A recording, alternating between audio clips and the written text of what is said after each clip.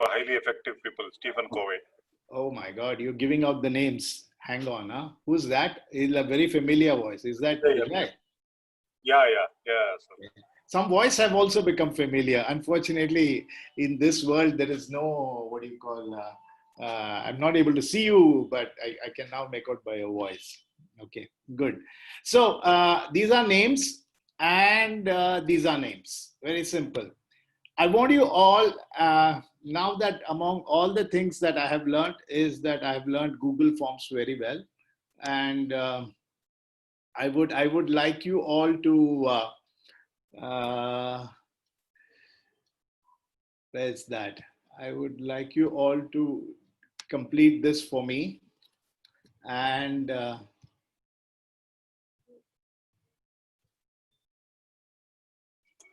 I'll put up the screen because there's a chat mode.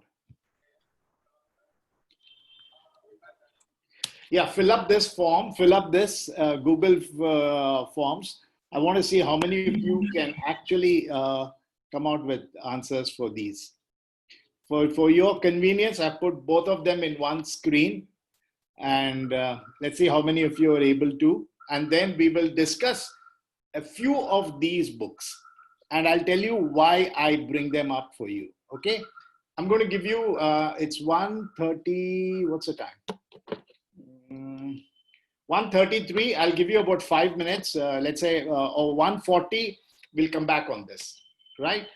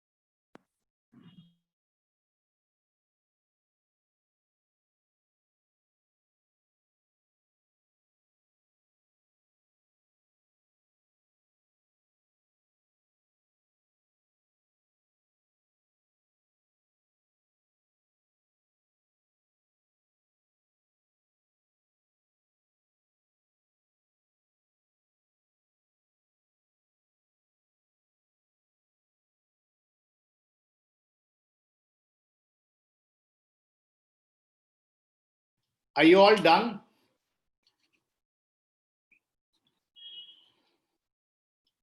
Gentlemen and Yes, sir. ladies. Yes, sir. Yes, sir. Okay, I have done. submitted. Okay, you got. I designed it in a way that you guys can know how many you got it right and wrong. So how many of you got everything? I got 9 out of 10. I got 10 out of 10. Who's that 10 out of 10? Sir Raghav Prasad here, Book Yeah, Dragon. hi Raghav. That's very nice. And which one, Vijay, you didn't get? Different. Different. And who's that, Vijay? I mean, Raghav? Sir? Different is actually Vijay. Different you can make out by the small section of the face. Yeah, You jobs. Steve Jobs. Okay. So the point is, why am I putting up these books? And of course, Vijay said that he has. Am I recording? Yeah. Okay. Vijay said that he's read this book called which one? Habits of highly effective people. Yeah. Can you name some of them? Some of the habits. Be proactive. That was Okay. the first one. I think don't procrastinate was the second. This was almost 10 years back, so I'm just trying to, clear my cobwebs. So you read them or you implemented them? I have read them. Couple of them I have been able to implement. Few of them I have not been. So Okay, good. Okay, good. No problem. That's fine. Yeah, they're very, very effective ones. They're very, very effective ones. And I've seen them that they really help you in your life and pursuit for better things in life. So that is one. And of course, positioning is the battle of your mind. All of us have been reading STP. Al Brace and Jack Trott are virtually the guys who invented the word called positioning in the mind. So you must always think of reading this book. Each one of them are something that an MBA student is expected to have read in his journey towards the graduation of the course. So these are, of course, thick, fat books. I mean, this is just one pick of everything. I don't know how many of you know Seth Godin. How many of you know Seth Godin? Of course, Raghav got all right. So Seth Godin is somebody who's extremely popular and a kind of a new gen character. He's been very successful in his business and also very successful in influencing exactly the gen that I am talking to. So this is you should follow him on Twitter. He's very active on Twitter. You should see him on this. C.K. Prahalad is known for his statement called the fortune at the bottom of the pyramid. We've all discussed that many times. Then Jack Welch is famously known for cutting off 10% of the staff every year. So are you either the bottom 10%, or are you just above it? Kind of hang on there. Tipping point. Can you, Vijay, or anybody else? I mean, I know all of us have now become Zoom etiquettes. We know exactly how to manage ourselves over Zoom. So if anybody knows the answer, just unmute yourself and shout. What is tipping point? Anybody can comment on what is a tipping point? I mean, it's the kind of point of saturation where you will have to probably change your, direction or something like that, right? It's absolutely the reverse. Oh, okay.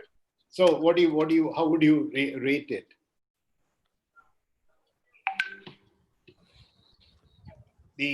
So look at it a little differently. Anybody else taking a shot at it? The tipping point the tipping point is, I don't know how many of you know this, not spiritual, not religious, but it is spiritual, it's religious, but we will not look at it from that viewpoint. It's about the love for Krishna that his wife had. I forget the name of the characters. I don't know who his wife's name. Of course, he had a couple of them. So the point was, in Hindu tradition, there is that thing that you weigh yourself, you donate yourself in your weight towards anything. I mean, you either weigh yourself in rice or Tulabara. jaggery or yeah. If you're a rich man, of course, like if you're a rich man like Vijay and Raghav, you will weigh yourself with gold and then donate it as such. So the story goes that his wife was trying to do this, and immaterial of what was being loaded up on the other side of the weighing pan, it just was not moving much beyond the physical weight of Krishna. It just needed his other love, or whatever you want to call it, come in and drop a leaf of tulsi. I don't know how many of you know this story. Yeah, if you know, it's good. If you don't know, you have something to learn. So the moment she drops this tulsi, it weighs nothing. The whole scale tilted. So that's tipping point. Tipping point happens more very often in our present life, especially our life, which is being so digital in its nature. This is what happens. Every app is doing well, but at one point, it just goes exponential. Probably Zoom is one brilliant example that we are talking about. It was prodding along for 5 years, uneventful, nothing much happening. And boom, one fine day, it's gone 10x, 20x, 30x. So that is a tipping point. And Malcolm Gladwell is supposed to have kind of invented this thought process and structured it and given some science on it. Of course, everybody knows this book called Dale Carnegie about how to win friends and influence people. It's been an all-time book, which we normally give it to the guys who is a little cranky fellow in our group. And on his birthday, we give him and tell him how to behave himself. So that's about it. This is all Indian versions of books that I read. And good that all of you got it. Very nice. And what would I say in this story? Wings of Fire, autobiography. I made it at least simple for you on the autobiography. I didn't give you multiple choices. I gave you only one to pick up. So that's nice.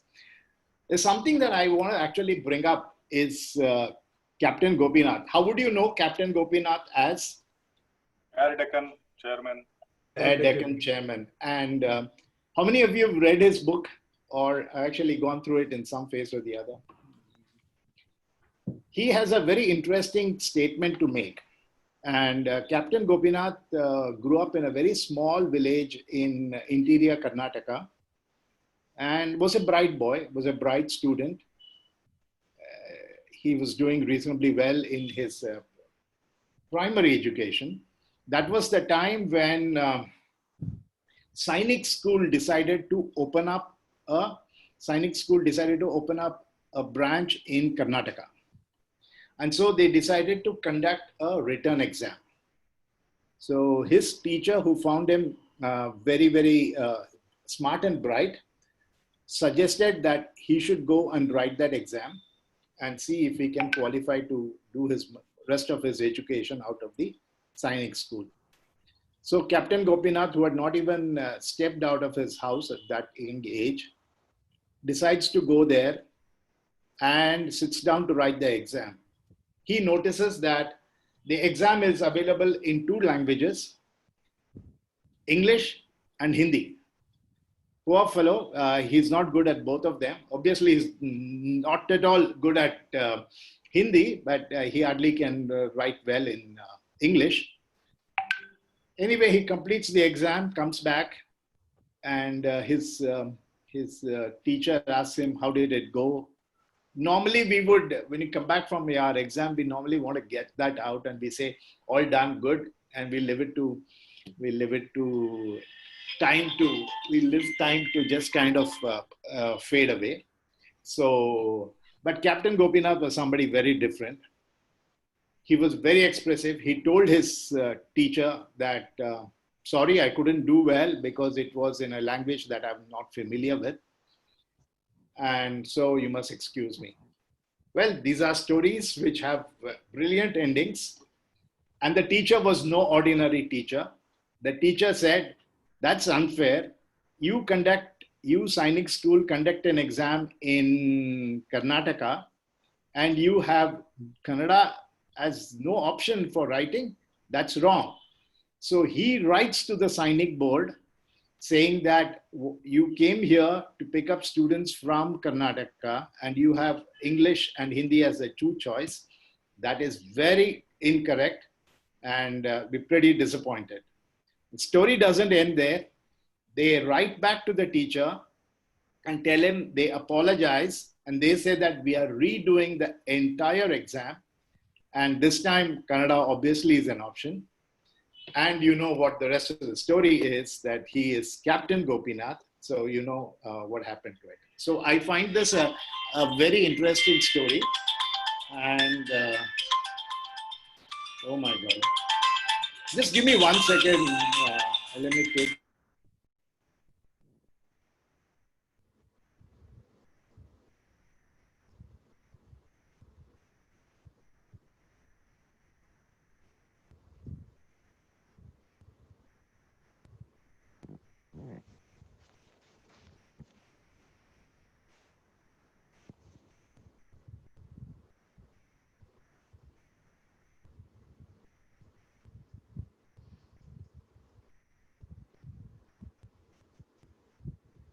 That was something that I thought I will share with you all. And I hope all of you get inspired by these books and write one yourself, or have somebody write about you one fine day. And I can write the foreword to each one of you. So that said, let's move on to where we are supposed to be. We will move beyond this. And Professor, so there is one book called as a Inner Engineering. Yeah. So, just because I did this one, so there is also a program called as a Inner Engineering, which happens. So, I took that program and it is much valuable program. So because that book was there, so I just spoke up about this. Like, no, you go ahead and speak. It's an interactive session. And yeah, so what did you like about it? So, the statement is very simple. What Sadhguru says, which you will find in that book also, like, as we live in outer world, so when we engineer those things, we know about those things. For an example, you take some machine. If you learn about the mechanics, you know how to efficiently use that machine. Can't we do that one for ourselves? So if I'm a human being, I have two hands and one brain and everything. So if I explore my inner mechanism, how efficiently my whole thing will behave, and they make you realize these things using different techniques. So that will shift your whole energy levels in a very drastic way. So I will urge everybody who is listening here to go and take that course, which is really a transforming course. So there you go. And may I know who's speaking? I'm Sanjot Kadu here. Yeah, hi Sanjot. Yeah, everybody should take that up. There are anything good for you is something that you should pursue. And Sanjot, that's a very nice explanation as to why calming of the mind and getting engineering yourself is one of the fundamental things that we should do. Good. Anybody else wants to comment about any other book? We are open for discussion.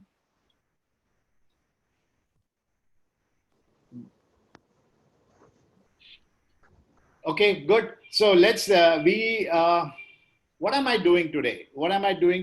Today is the day where we shift gears, we're going to finish a small wee bit of the pricing part, which I was very keen to complete now. Finish that small wee bit part of the pricing.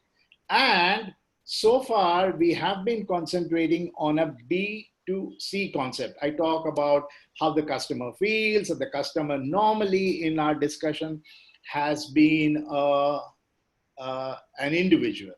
So, but for most of us sitting here on both sides of the screen, We do business very rarely on a B2C model, unless and until we are actually the typical last mile connect to the end user.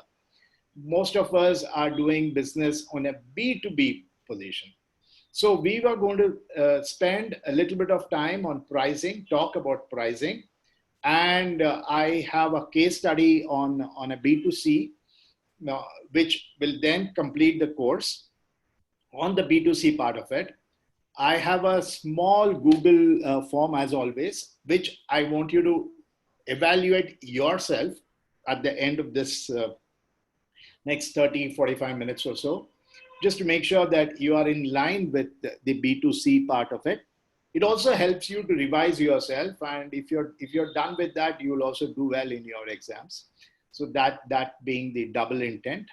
After that, we will talk about a very important concept before we actually move into B2B. We will talk about what is called the Bcg Matrix. The Bcg Matrix and one other concept. I have not introduced the other concepts so far.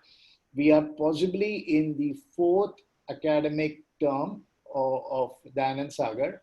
I normally have been sticking only to BCG. I want to bring in some variety. So I will also introduce an alternate thought process, just like an alternate to SWOT, you have VRIO. BCG is by default a matrix, but we'll come to it. So, so far, so good. Okay. Let's, there's lots of pricing stuff that you will get to read on it. But on a 20-hour or an 18-hour course, I will be selective on what I speak. These slides will help you understand what they are. So basically, I want you to look at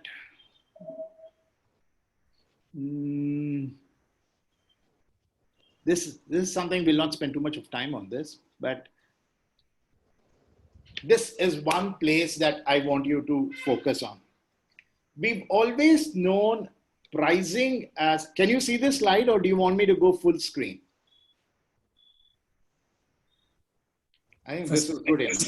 We can see it. You can see. Okay.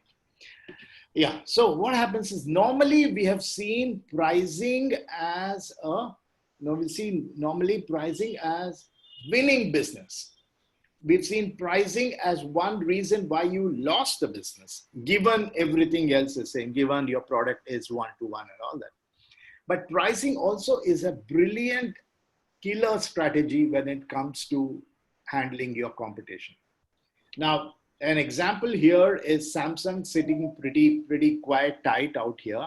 And don't pay too much of attention to the comments below. You will get to read it in your own course. And as by default, in some of my PPTs, especially those I have taken from the web or elsewhere, you will have these notes for you to read. So don't pay attention now, read to it and walk with me along the slide.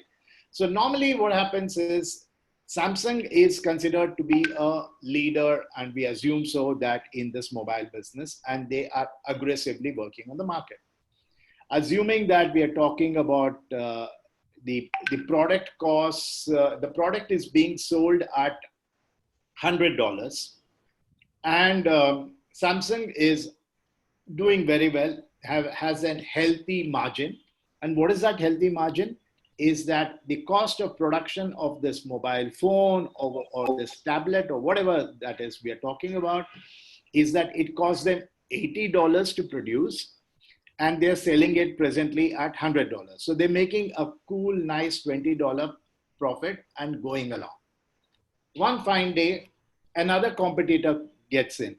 Possibly competitor A, we will name him as Micromax, and probably B as Carbon or something like that. Okay, so competitor A gets in, and then tries to price himself at a pricing which is around 100. But remember, Samsung is able to drive it at 80 as its cost of production is because it has got a huge learning experience. It is not in the business overnight. It's come out of a lot of learning process, just-in-time processes, good relationship with your suppliers, and even the entire manufacturing cycle being streamlined and all that. So what happens is that the new person who comes in, he would start building it at $100 at the same price as Samsung, but then his cost of manufacturing is probably $90, and that is carbon. And you have Micromax, who also comes into the business because he sees that Samsung virtually holds the market. So why not I enter into this business? This happens all the time. This happens all the time. All of you believe that, wow, why is it that this product, there is a virtually monopoly in this business. There is only one player in this business. So why not I enter this market? And that's how most of the people end up. And if the leader is very smart, he'll have you for lunch and dinner. Okay. So at this time, typically what happens, Samsung will allow Micromax and Carbon to play. They allow them to come into the market, pronounce themselves very loud and clear, and act as a sure shot competitor to Samsung. Over a period of time, Samsung gets to be a little smart, and they notice that my margin or my market share is eroding by another 10% because of these two players. They do something which is that they bring down the price from $100 to $90. When they bring down the price from $100 to $90, what happens to these two companies? One of them has a manufacturing cost of Samsung manufacturing cost is 80. Micromax manufacturing cost is 85. And Carbon, because we are talking about lower numbers, lower volumes, and Carbon is at 90. So the moment you have the price falling down to 90, one of them, that is probably Carbon, is out of business because he has no profitability in his end product. So eventually Carbon will just move out of business, Carbon or Lava or any product, maybe a competitor to Uber or competitor to your own businesses. That is the first killing that happens. Eventually there are two players, player Samsung and player A. Samsung allows player A to be more aggressive because now he's seen that player B is dead and the market goes. At one point, Samsung goes for the real kill and they reduce the price to $80. That means that they are working on a zero profitability. And at that time, 80 is unsustainable for the player A, whoever it was, and he has to walk out of business. That is the time when Samsung comes back. And while Samsung had a large market share, what happened was that when two additional players walked into the field, while they may have sounded as real competition to Samsung, Samsung did not kill them right away there because of the fact that when a competitor enters the market, he expands the pie, he expands the market. So whatever was the X percentage of market that Samsung was addressing, that market has actually increased by X plus delta X. And they finally, at the end of 1 year or 2 years, Samsung will thank company B, saying that, thanks guys for entering in the market. Anyway, you are buried now. I have a bigger market share. So this is something that I thought I should share with you all, with pricing as a competition killer. I hope you have followed with me. If you have any questions, let's take up that. I think the other side of the spectrum is also there, right? New players coming in and killing, established players through pricing. Geo being an example, right? That case is also there. Yes, that case is obviously there. That is where somebody. But there are many things that happen in a situation like that. Is that when Geo came in, they came in on uneven terms. I'll tell you why Geo is while Geo is being credited for it, and poor Airtel and everybody is facing the brunt of bad marketing or bad foresight.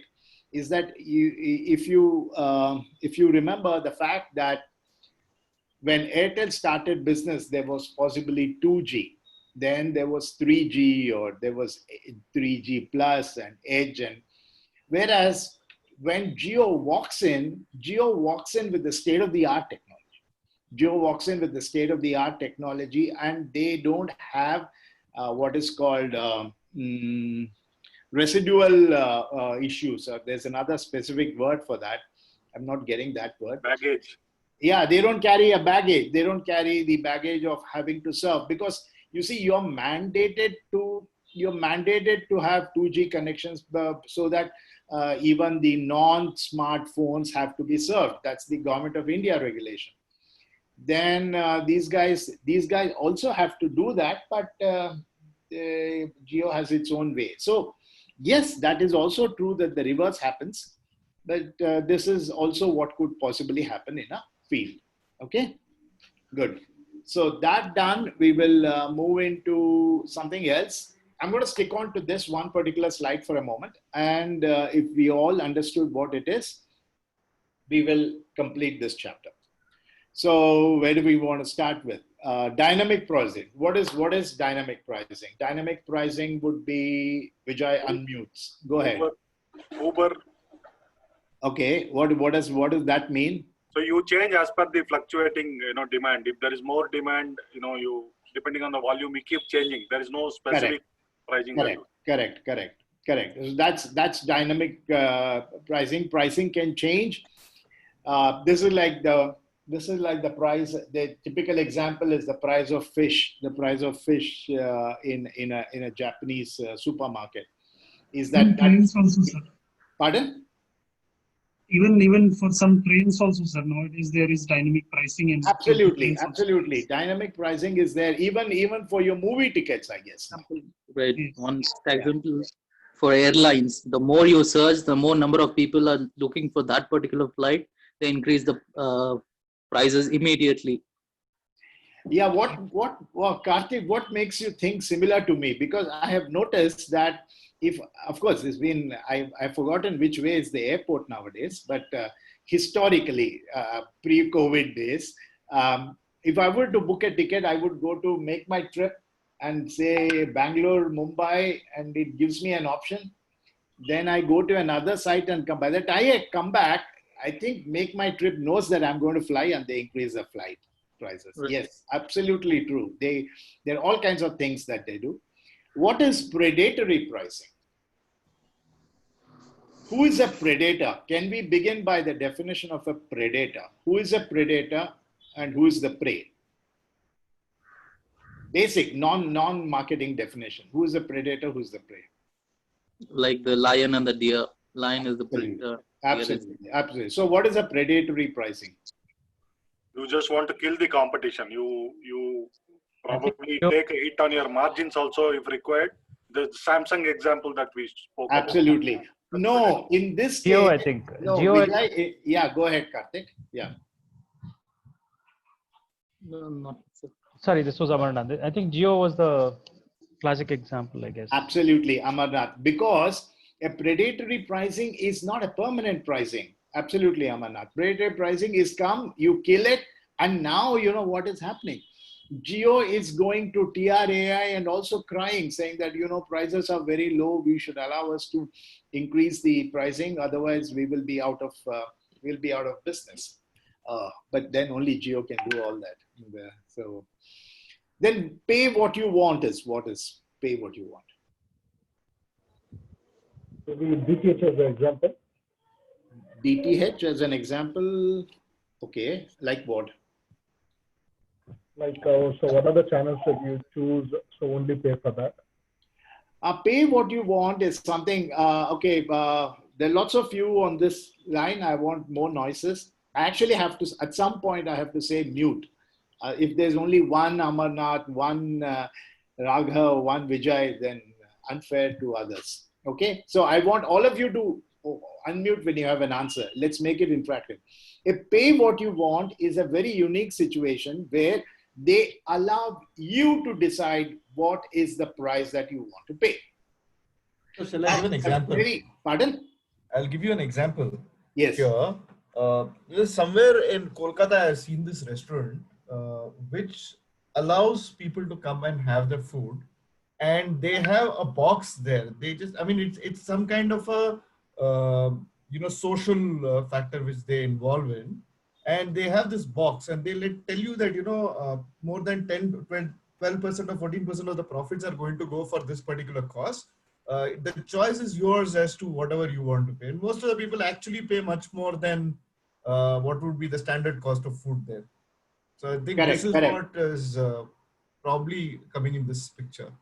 Absolutely. Very well said. And here you have, I was about to give an example of a hotel called Annapurna in Singapore, which is very, very famous example, wherein they obviously give you an exhaustive menu, but then they don't tell you what it costs. You go enjoy yourself a good meal and they say pay what you want.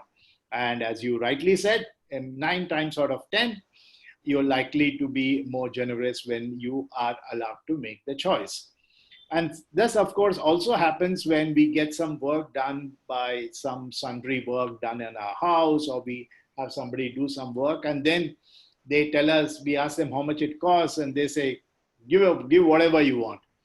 And if you think that he deserved 500 rupees and you gave him 500, and he thanks you immediately, you feel that you've been cheated because you felt that I should have probably given him a lower amount. So that is what is pay as you want as a thing.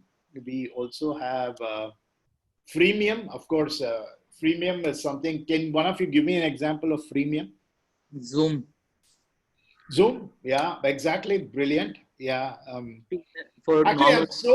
I'm so happy about not about the COVID, but about it, because till we came up to this particular term, default example is Sir Uber, Sir what is the other one? Apple, Sir I forget the Geo. So we only had 3-4 names which virtually covered every act of marketing and all that. But now we have Zoom coming in. Absolutely good. What is bundle pricing? Wholesale price. Like if you take in bundle, it will be a bit less kind of. Which one? Can you repeat that? The wholesale prices. No, not actually wholesale price. It is more of like a package which includes everything. Exactly. Example can when you be walk into McDonald's, they said, why don't you have? You walk in and you say want a Mac Aloo Tikki. They say, and why don't you have one finger chips or French fries? Whatever. And they say, why don't you take a bundled Happy Meal? We'll also give you a Coke. But you don't know what's the price distribution is. So sometimes, why do they do bundle pricing? Any reason why bundle pricing is done? There'll be more of sales. Generally, we think that it's a bit less, we'll getting more, but sales is more there. Sales is more there, or you will hive off things that you have in your inventory and hanging around. So if you buy this and that, I'll give you at a lower price, and you will also be able to mask your real price. So you really don't know what is the cost of a dosa. If I tell you that dosa, one vada and a cup of coffee costs you $200, you don't know how to distribute that. So that's it. What is psychological pricing? Like just reducing the price by 1 rupee, 500 rupees. Yeah, 9.99 or something. No, but give me a nicer example of psychological pricing. Those of you who go to Starbucks regularly, what is How many of you go to Starbucks and what is the option that you have for your coffee? It comes in 3 sizes. Sizes of cups. Yeah, sizes of cups are what? Small, Medium, and large, assuming so. I'm sure they might have a different name for that. But then if you notice somewhere along is that the small to medium pricing is a very small difference. And the difference between medium to large is also very, very small. The whole idea is that if I just pay a marginal bit more money, I would actually get more coffee. So they want you to buy the medium. They obviously have the small and the large hanging around there only for you to have a psychological reference point. And then you believe that, hey, I get more buck for the dollar if I go in for the premium or the medium or whatever that is. So that is what happens all the time.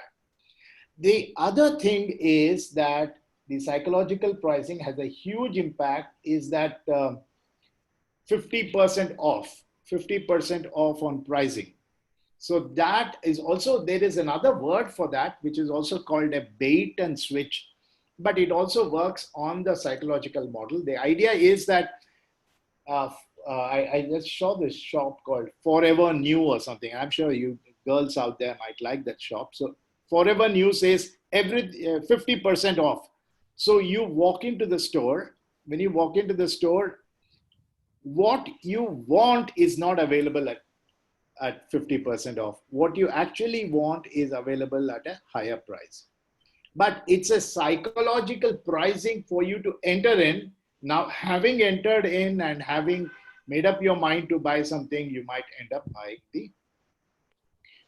buying a more premium product. So what is price skimming?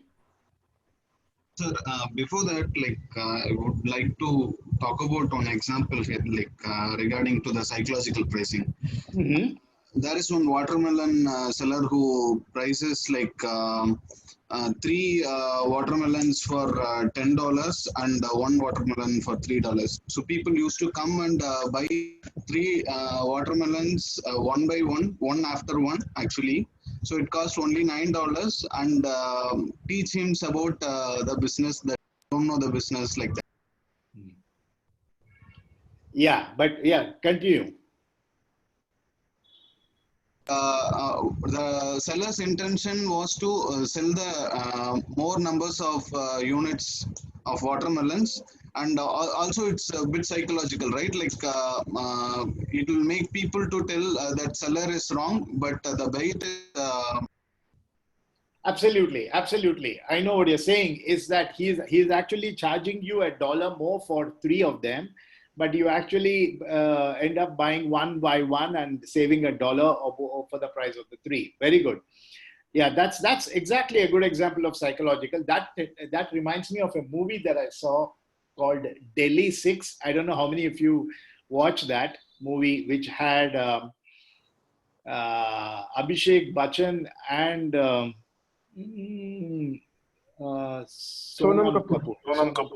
Sonam Kapoor. Obviously, I watched it for home, so we'll not get there.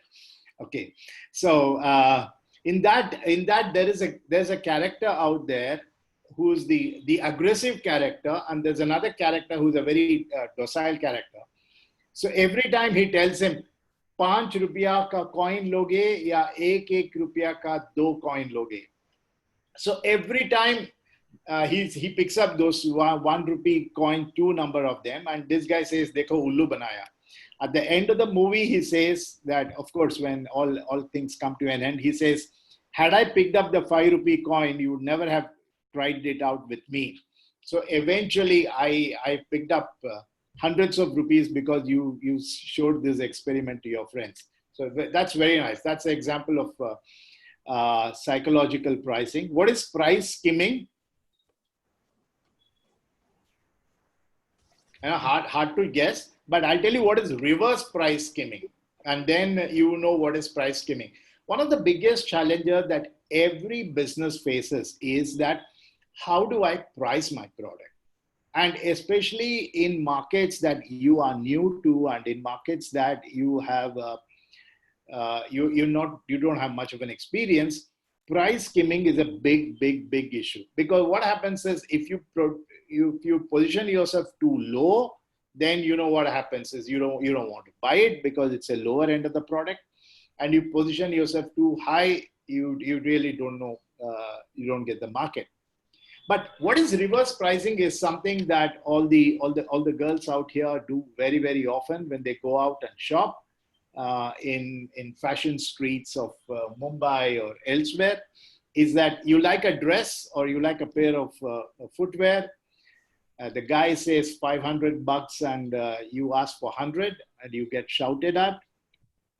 Then you go to the next counter or the next shop and then you say 150.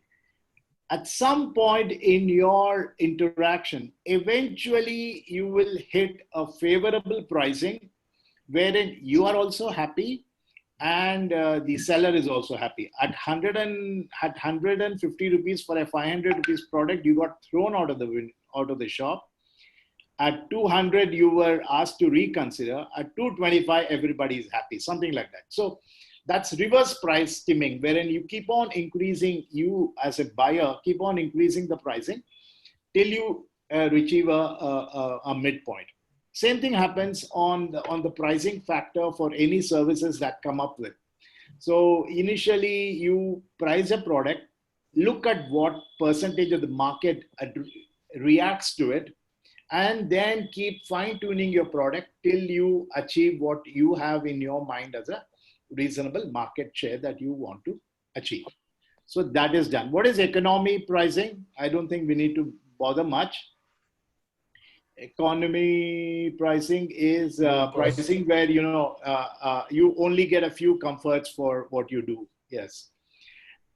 Example of economy pricing. Netflix, maybe, yeah. And who said that? Lohita, Professor. Okay, I mean, sorry if I shouted like who said that, but happy to hear a lady voice. So now, Lohita, the challenge for you is you better justify what you said. You said correctly. You said, tell me how is it economy pricing on Netflix? Like they used to charge for number of devices which they connect. Correct. Go ahead. Like for one device, they used to charge 200 or 300. If you want to connect for multiple or 3 to 4, they used to charge 800 to 1000. I may be wrong in the pricing, but no, you're perfectly right. You got exactly. Pay. Okay, done. Lohita, take a bow. Good job. You say what you're saying. I'll explain. Is that you're saying pay 800 rupees and have 5 devices connected, but or pay 150 rupees and have only 1 device connected. Correct? Yes, Professor. Perfect. That's economy. So you obviously you have to economize who's going to watch the Netflix or how you manage it. That's very good. What is penetrative pricing? Lohita. I don't know the answer, Professor. Like Samsung. Because I connected mostly with the bundle pricing. No, penetrative pricing is when you're trying to enter into the market. When you're trying to enter. Like Samsung phone does, sir. Samsung phone does. No. Not in the example that I said. Not in the example that I said. That's an entry pricing. Uber is penetrative pricing. They gave you every third ride free.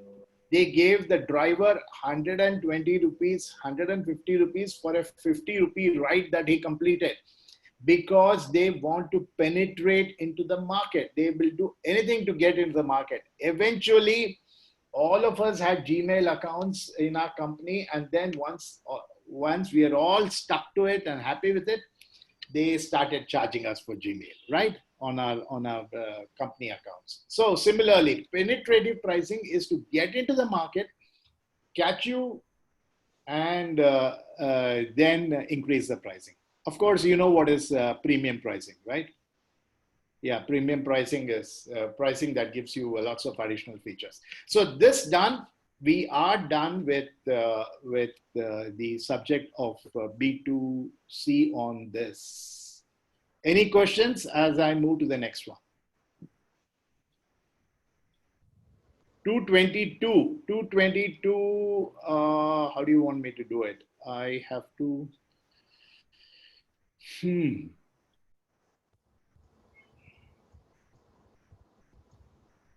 Any questions so far on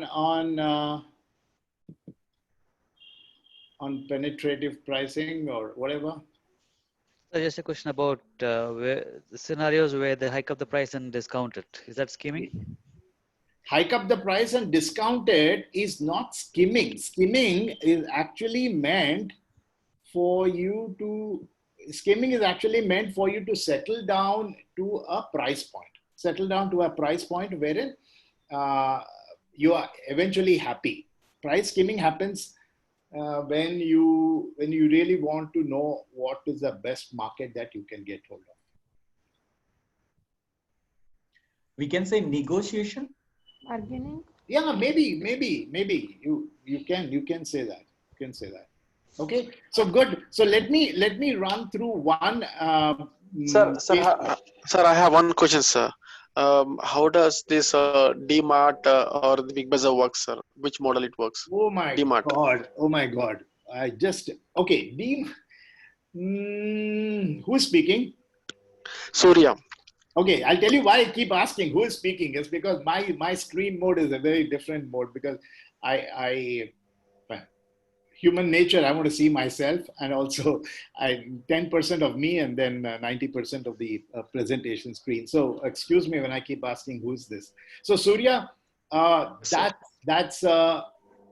something that I have to talk with you, the team, if we have the time. If we have the time, I will. This is how do I tell you? Why is it that a 50-gram toothpaste costs you 50 rupees, whereas a 100-gram toothpaste costs 80 rupees?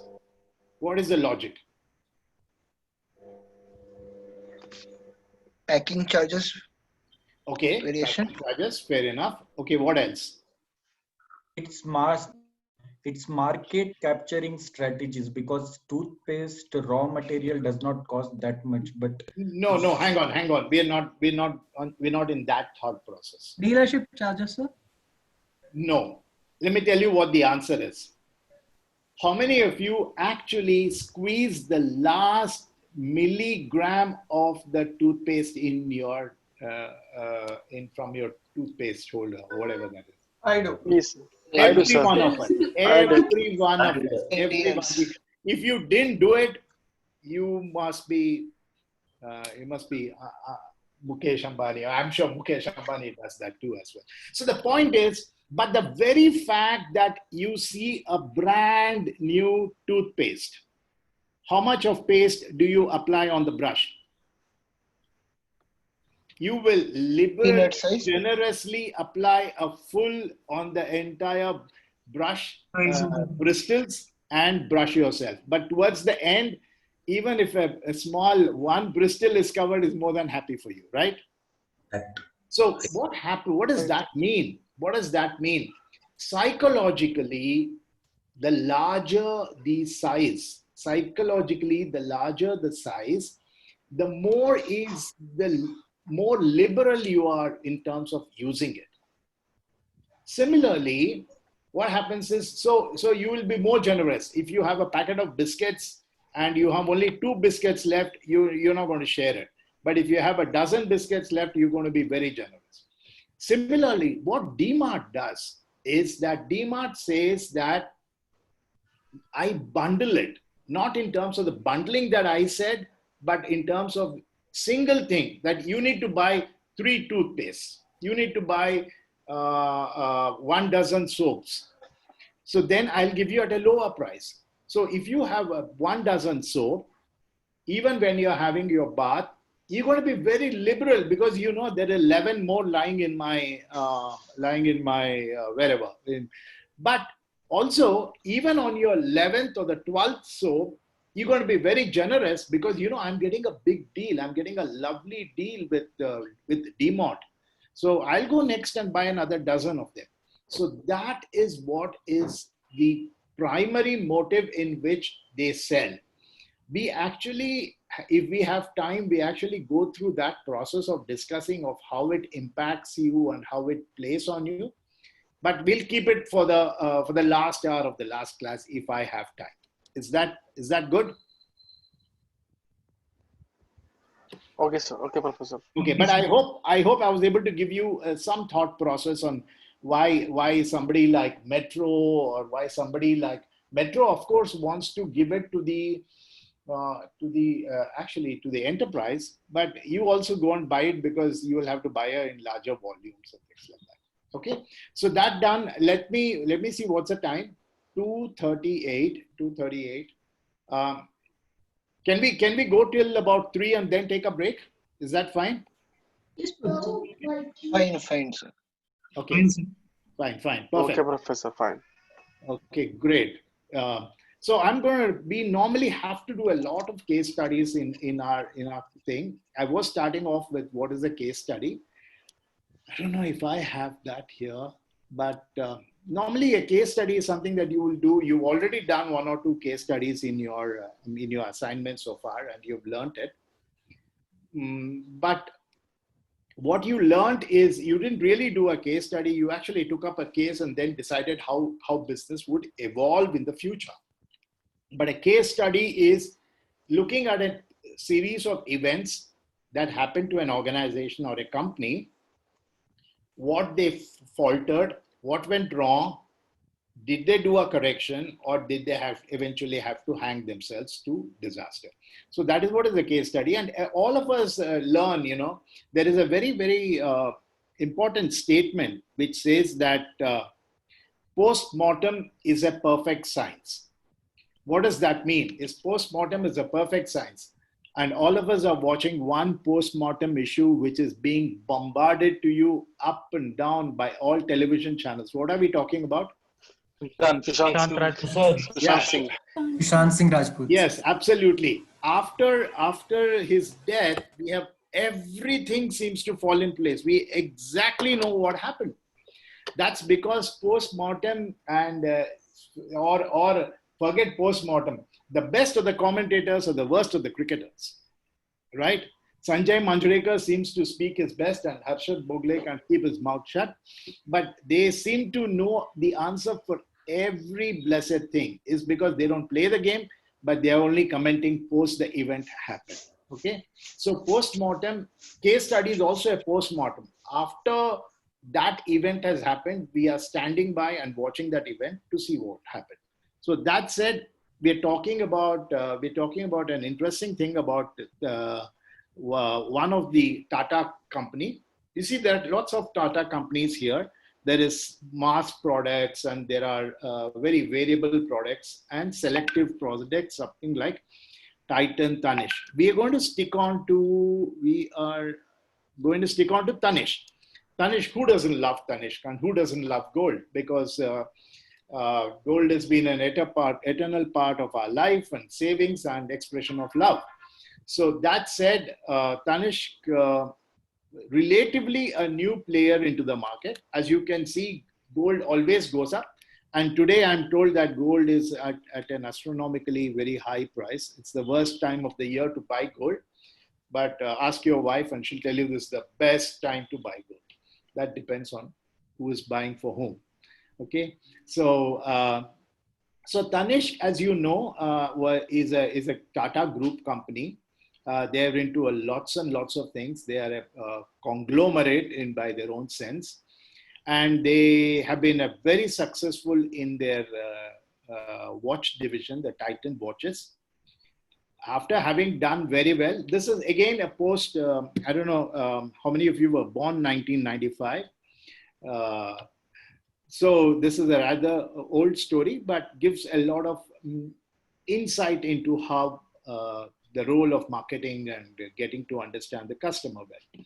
So Tanishq and Titan decided that we will enter into the jewelry business in '95.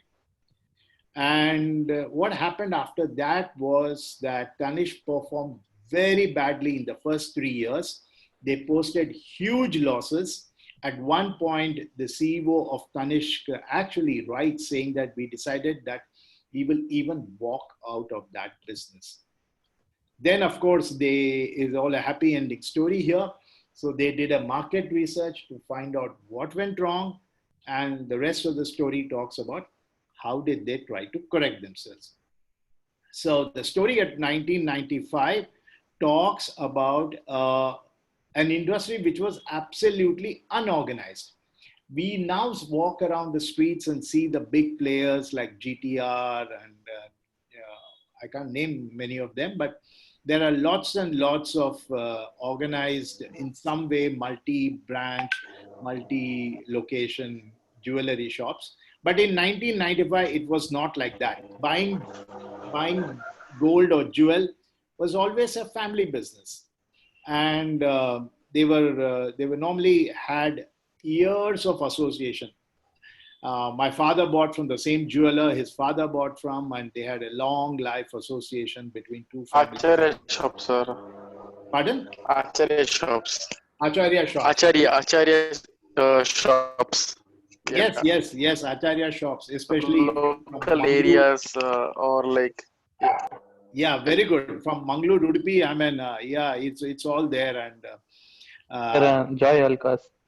Correct. So it's always there. If I have a cousin whose daughter is due for marriage, and we have a neighboring gold shop, he says that you have to buy when is she getting married. So that's how it was. Yeah. And in such business, if you have an organized structure walk in, what happens? Second thing was that this is the market research output, is that it's a very traditional thing. You just don't walk in and buy yourself a cup of Starbucks coffee. You walk in and it's a big event. Going and buying gold is a big event. You need to check with your astrologer before you even step out of the house and before you swipe the card, of course. Not only the astrologer, you need to check with your banker also. So that was a very, very family business. And what did Titan do?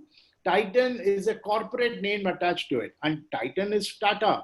Tata was known for their trucks and tractors and whatever thing. And what can they do in gold jewelry? No way can they even. They were largely a B2B on that market, and now they come up with it. Worst of all, they came up with Western designs. Now, if you ask somebody, I mean, there's so much to it. In the whole thing that you cannot bring in a Western design and they expect to sell. And the ceiling on the disaster was that they wanted to make it a fun event by selling 18 karat gold. Nobody buys 18 karat gold. And if guys, some of you have traveled abroad and you want to bring gold home, your wife or your mom is going to tell you that don't buy abroad because it's all 18 karat. So that is how it was. And so Titan got it wrong on three fronts. A corporate name in jewelry, and in a business that was family associated, wrong product, and even the carat rating was very bad. Then what happens? So this was this is the same thing that we have discussed about. Nobody was willing to pick up an 18 karat gold. You also have understood the concept of positioning. When you understand the concept of positioning is, who are you positioning the gold for? If you look at it, it's the daughter getting married, but the mother has a say. It's the daughter getting married, the grandmother has a say. The daughter getting married, but her friend has a say in what is being bought for that marriage event. So how were you positioning? You were positioning it as somebody who was a free woman. She had no influence of others, and she is an independent woman. No way could Titan have ever sold at 1995. That was a long back when even most of the IT had not opened up. So that was where that they even had their positioning go wrong. So we discussed STP. Here's a good example of what happened. Now, the easiest thing to do for Titan, the easiest thing for Titan to do is to move from 18 to 22. That's very simple. I mean, they just buy one act of a note from Ratan Tata, whoever, they say, kal se 18, night 22. That's it. So it's done. They also can move from Western design to traditional design. So that is the easiest thing to do. Product management, the P of the 4 Ps is the very easiest thing to do, because by one act, you can make the change and do it. But then what happens? They still have to understand the role of the competitor. What does the competitor do? Why is it that my Karthik or Surya or Jasveer is not walking into the Titan's showroom, but then buying it from a local jeweler? That when Titan started analyzing, they realized the following, is that all of them blind faith in their family jeweler. They had total faith in what the jeweler was pawning out to them. And there was no pricing logic. You didn't have a comparison. You didn't know what was the price of the gold or what percentage of the gold was really gold and things like that. And when you want to sell back another gold, somebody else's jewel from another shop that you want, the guy would just discard it and give you peanuts to it. So all this was also happening. The thing that Titan also discovered was that these jewelers were very isolated and had a very captive base. What does that mean? Is that if you are a jeweler in South Bangalore, it didn't mean much. If you are a jeweler in South Bangalore, in Jayanagar, most of your customers were in Jayanagar. And he had no customers from other part of Bangalore, live alone in other part of the world. So that was one thing. And there was no documentation. There was really no billing, or there was all kinds of things that was happening. So this is competitor SWOT analysis. Titan market research arrived at the following is what my competitors' problems are. And if I have understood my competitor, I can definitely manage the business. So the first thing that they did was that they told the customers that walk into our showroom and for no charge, for absolutely no charge, just put in your own gold in this box, which is called the carat meter, and it will tell you exactly what is the percentage of gold. So that was the first thing that Titan said. Titan said, you're most welcome to walk in. You don't even have to buy anything from me. Just walk in there. And when these guys walked in, what did they notice? Is that forget 18%. 60% of the gold that was being sold by the traditional family jeweler was not even 22, not even 18, it was worse than that. Okay? Copper mixing was there, sir. Pardon? Copper mixing was there, sir. Yeah. So yeah, I think I'll mute. Yeah. Okay. Good. So that was his thing. So first thing that Titan achieved is that they started having people walk into the showroom, not to buy, but walking into the showroom is the first thing that they achieved. And physical evidence is one of the 7 Ps. So they gave them physical proof that the product that you were buying out of sheer faith was the wrong product. So that was how they were able to make some forward movement. Next thing what they did was, there was no pricing mechanism. Each guy had his own pricing. And we all know this. And I'm sure all of you will comment. They used to say Mumbai gold is cheaper or Cochin is cheaper because Cochin is very close to Dubai and people from bring a lot of gold. So Cochin price is cheaper. So we didn't really know where to go and buy the best of the gold. So absolute confusion. When chaos prevails, the guys the fly-by-night operators make money. So at this time, Titan saw this as a great opportunity. So pricing as a tool. What did Titan say? we will have one uniform pricing across all our shops in India. And what is that uniform pricing? It's not something that Titan decides. Our pricing is going to be linked to the price of gold at the London Metal Exchange. So there is no doubt for error. Our pricing is a fixed, perfectly designed Excel sheet based pricing. And so that was the next positive step that they were able to do, is to convince people that your gold was not real gold. And second is walk to Titan. Our pricing is very, very logical. The third thing that they happened was that they said that, you know, gold, there's a lot of faith, there's a lot of what you call stigma attached to sometimes buying gold or diamond and all that. You take it home and they don't like it or they just want to exchange it. So Titan said, we trust you completely. The customer trusting you is one parameter, but you trusting the customer is an equally important parameter. I had a wrong shipment from Amazon just a few weeks back. They shipped lesser number of what I ordered. And I was trying to justify by photo shots and all that. But they said, it's okay. Don't make too much of noise about it. We'll just replace it. So then you feel good about it. So similarly, they said, you don't like it, come back, return it. We'll give you 100% back. That's not what the customer was used to with his old jeweler. So that's another forward movement for Titan to do well.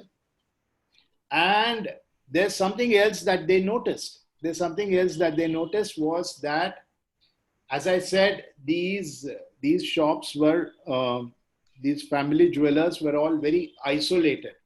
So Titan had a choice. Titan had a choice.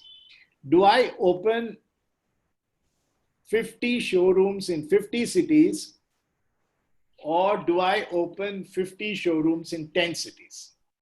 So what they decided to do was to concentrate on few cities and open up multiple branches so that they can specifically address exactly those key areas, because it's a very isolated and captive market. So again, one of the 4 P's that we discussed: distribution, promotion, place, and all that. So that was another, instead of spreading yourself too thin, stay focused in one city, attack it, capture it, and then move to the next market. Finally, all that done, they were able to do very well. They started getting into pretty good business. And as you know, Titan is today a very large player. And having done that, having killed out local jewelers, having got back customers, having addressed every other problem, now how does Titan increase their revenue? The question is to you guys. How does Titan then in 95, means it paid 2003, 2004, 5, 6. What else do you think Titan could have done to increase their revenue? Anybody wants to take a shot at it? Their advertisement skills and the customer reaching the ability, like you can shop online. Jasmeer, get a little more into it. Yes, that's a good one. What else? By offering discount options.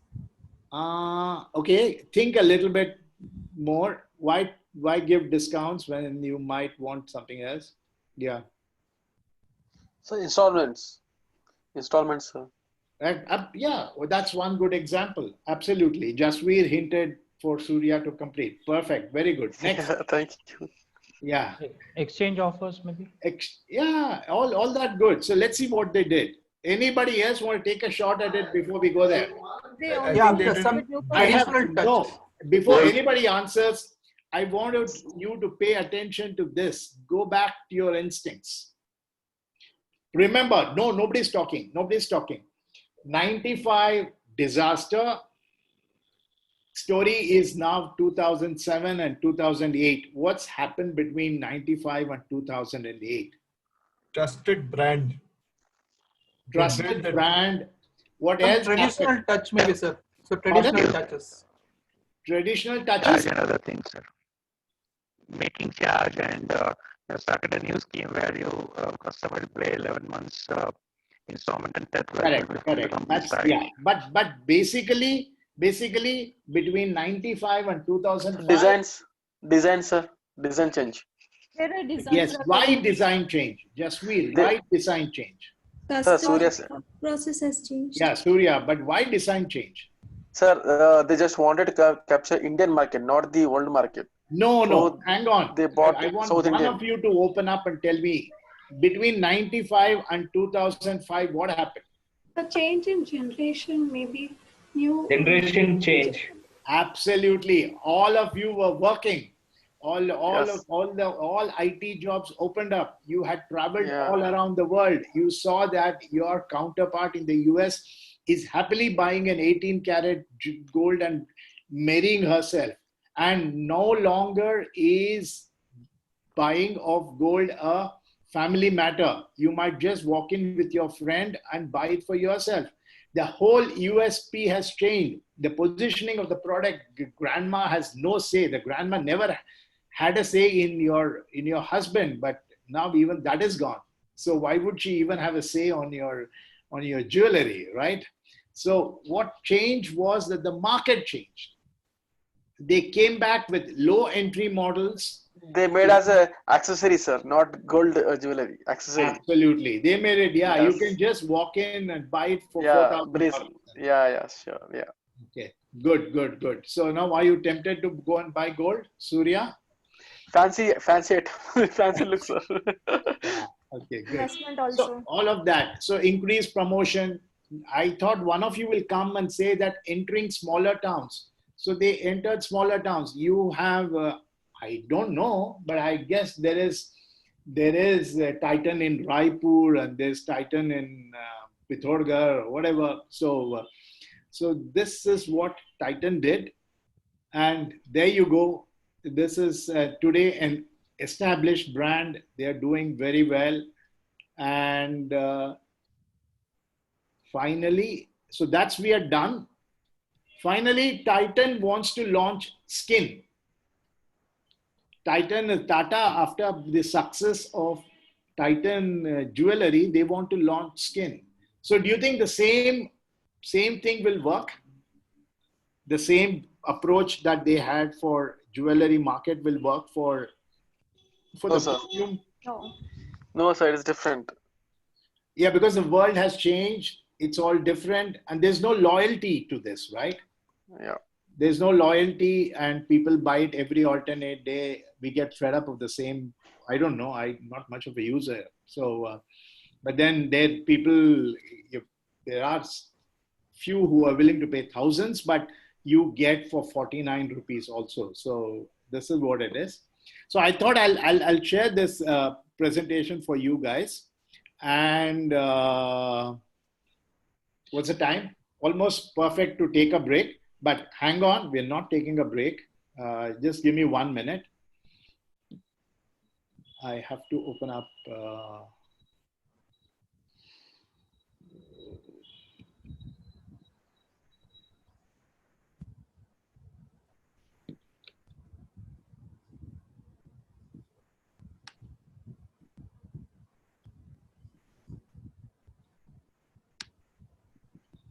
Google Drive.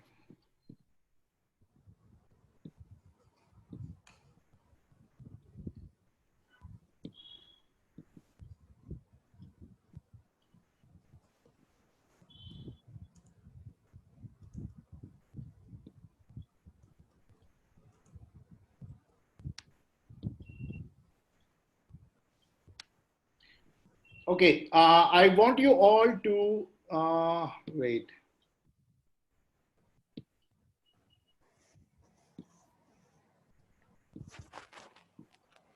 I want all of you to complete this while we have a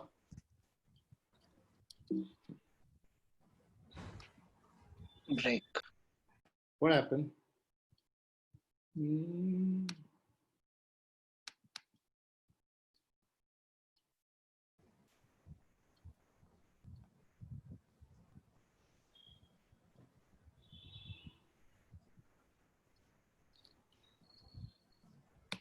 I want all of you to do this Google form.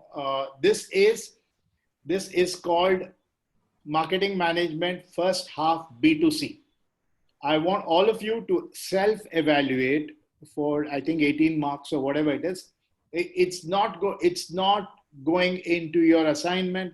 It's not going into any of my records. It is just for you to know for yourself, and also for me to get a hang of how much of what I have been saying you guys have understood. We'll take a 15 minutes break. I'm sure you'll be able to answer it in 15, 20 minutes. 2:53 on my clock. Can we assemble at 3:10 or something? 3:10, 3:15? Yes, sir. Fine. 3:15, sir. Are you any of you been able to open that? Just one of you open it and let me. We can open it, sir. Yeah. We can open it, sir. Yeah, you can open it, right? It's open. Okay. So take a break, fill this up. For somebody like you, it will take all of you 5 minutes to do it, but we'll take a liberal 15-minute break and then come back. And then I'll talk about Bcg Matrix. Okay. Sir. Get your own marks, right? Yes, Professor. So Yes, how do you, your marks are an indication of my performance. So, Sir, one question. Yeah. The question four P's Yeah, in the Professor. marketing Yes, I mix. think there is a confusion. 4-piece question, I think there is a confusion. Yeah.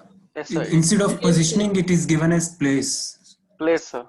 Yeah. That should be right answer for the most of us. Okay, yeah. Which on the 7 piece? Yes. 4-piece. Four piece. First question, I believe. First question. So we have taken place, but it answer is showing as positioning there. Yes, sir. Hey, now that you caught me on the wrong foot, I will try to justify myself. Oh, that was purposefully done. Okay. I see, I'm the professor. So how can I be wrong? I can never be wrong, right? Oh, you see, that was intended that, and whoever has answered that, good job. Okay. Yes, sir. I'm so sorry if there was an error on that, but the very fact that you found out is a good. No, I also thought I erred on. I also thought that I erred on the 7-piece to The matching, the match the following. 7-piece matrix. Yeah, there is one problem there also. Yeah, because at some point, I'm not able to see on a single screen all the 7. So I felt, but then the exercise is more for you to familiarize yourself with the fact, right? So I hope all of you have done well. Some of you have not done well. Let me know. I will make a. We can always have a one-to-one brief session if you so believe. Okay. And now let's get on with the next subject. Screen share. Yeah, are you ready for the class? Yes, sir. Yes. Yes, sir. Yes. Yes, sir. Okay, so and now I don't like this mode. Now we are moving away from a B2C to a B2B model.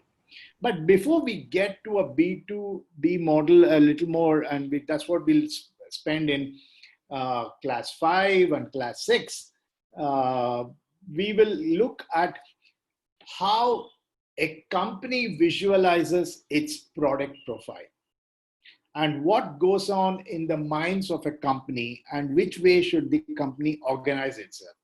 Somebody like Tata, for example, we just took up Tata as an example about a few minutes back, and we talked about what do you call Tata as from S to S, it's an S to S company. Who can fulfill that sentence? I'm sure there's somebody smart there who can fulfill this tricky question. Tata is an S to S company. Service to service. No, it's not satisfaction. Specific to Tata. This is a fun question, but it's a real thing. What are the two products of Tata on the extreme edges? Soap to, I think, I'm not getting the other one. Soap to salt, is it? Salt to Salt software. to. Not getting the Yeah, salt to software. Salt to software. Salt to software. Okay. Salt to software. It's not my invention. It's a very commonly used phrase for Tata. Salt to software company. So when they have as big as a company like that, they need to know how are they doing within their own huge spectrum of products. So they want to know is how do we stay on 4 new parameters or 4 key parameters. One is market penetration. Of course, we discussed about it. What is a big point in you having a product which is just sitting in the edge of the whole services? Like, I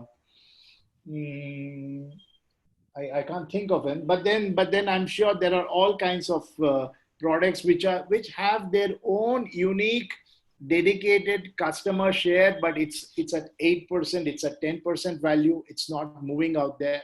So there are companies which obviously have to look at how do I penetrate into the market? What do I do to get into this market? How do I get more inroads to it? But then once you have loyal customers, what do you give them? What do you give them? New products. I have a dedicated customer. I don't know how to say this. Any product that comes out of, for some strange reason, any product that comes out of MI, I believe is a good product. But that's my thinking, which means that they have certain amount of loyalty. But unfortunately for assuming, but my MI obviously knows its customers goddamn well. So unfortunately for MI, if they didn't think like that, MI would have only phones and only phones, but they have a dedicated customer. So I tell them, oh, I am a dedicated customer. Every time I buy a new phone, I buy from you. But then MI is wondering, what else can I do for Ramesh to buy more often from me? So now I must do a product development. Absolutely. I must add more products to it. Now, when I was going through that list of stuff that MI does a digital scale. MI has something very unique that I saw. MI also has t-shirts that they come out with, and MI has bags. I was one of the first of those guys to buy those MI backpack bag.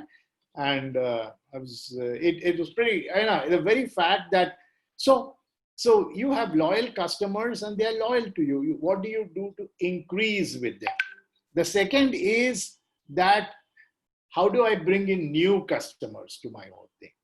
And no product is going to survive forever, right? I cannot be a Godrej sitting and assuming that I have an 85% market share on typewriters and I will stay on it. Godrej made one of its very late entries into printers, but Godrej should have known that I am a print device. I will have to move outside of typewriters to go into printers. How many companies have actually stayed loyal to these things? Which then probably brings up, I think I just switch off that. I will keep it for another day. So this is what is the thinking that is going in the mind of every company. Every company is bothering itself saying that, how do I do things which will allow me to stay in the leading edge of the business curve? So there are 4 major strategies that come up with.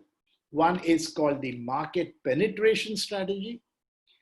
The other is called product development strategy.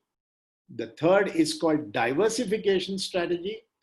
And the fourth one is, of course, market development strategy. If you look at it, there is obviously products and markets.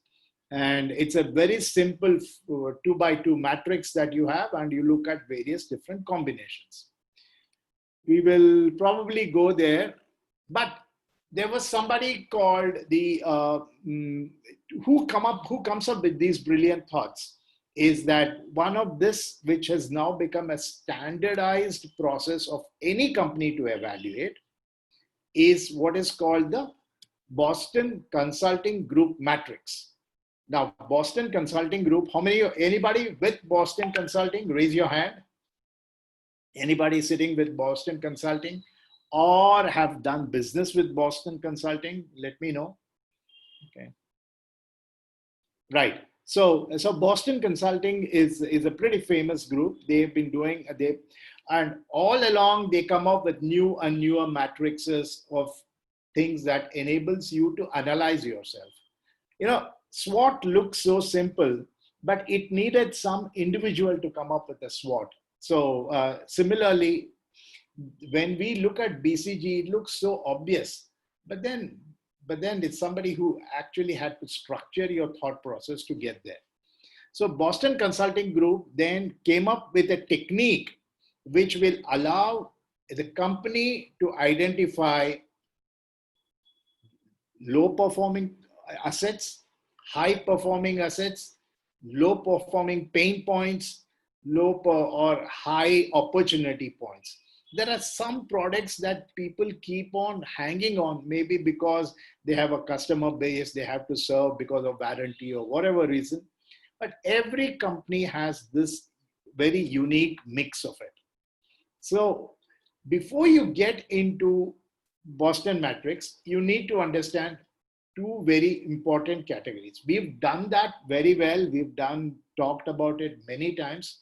We'll just skim through it. What is relative market share?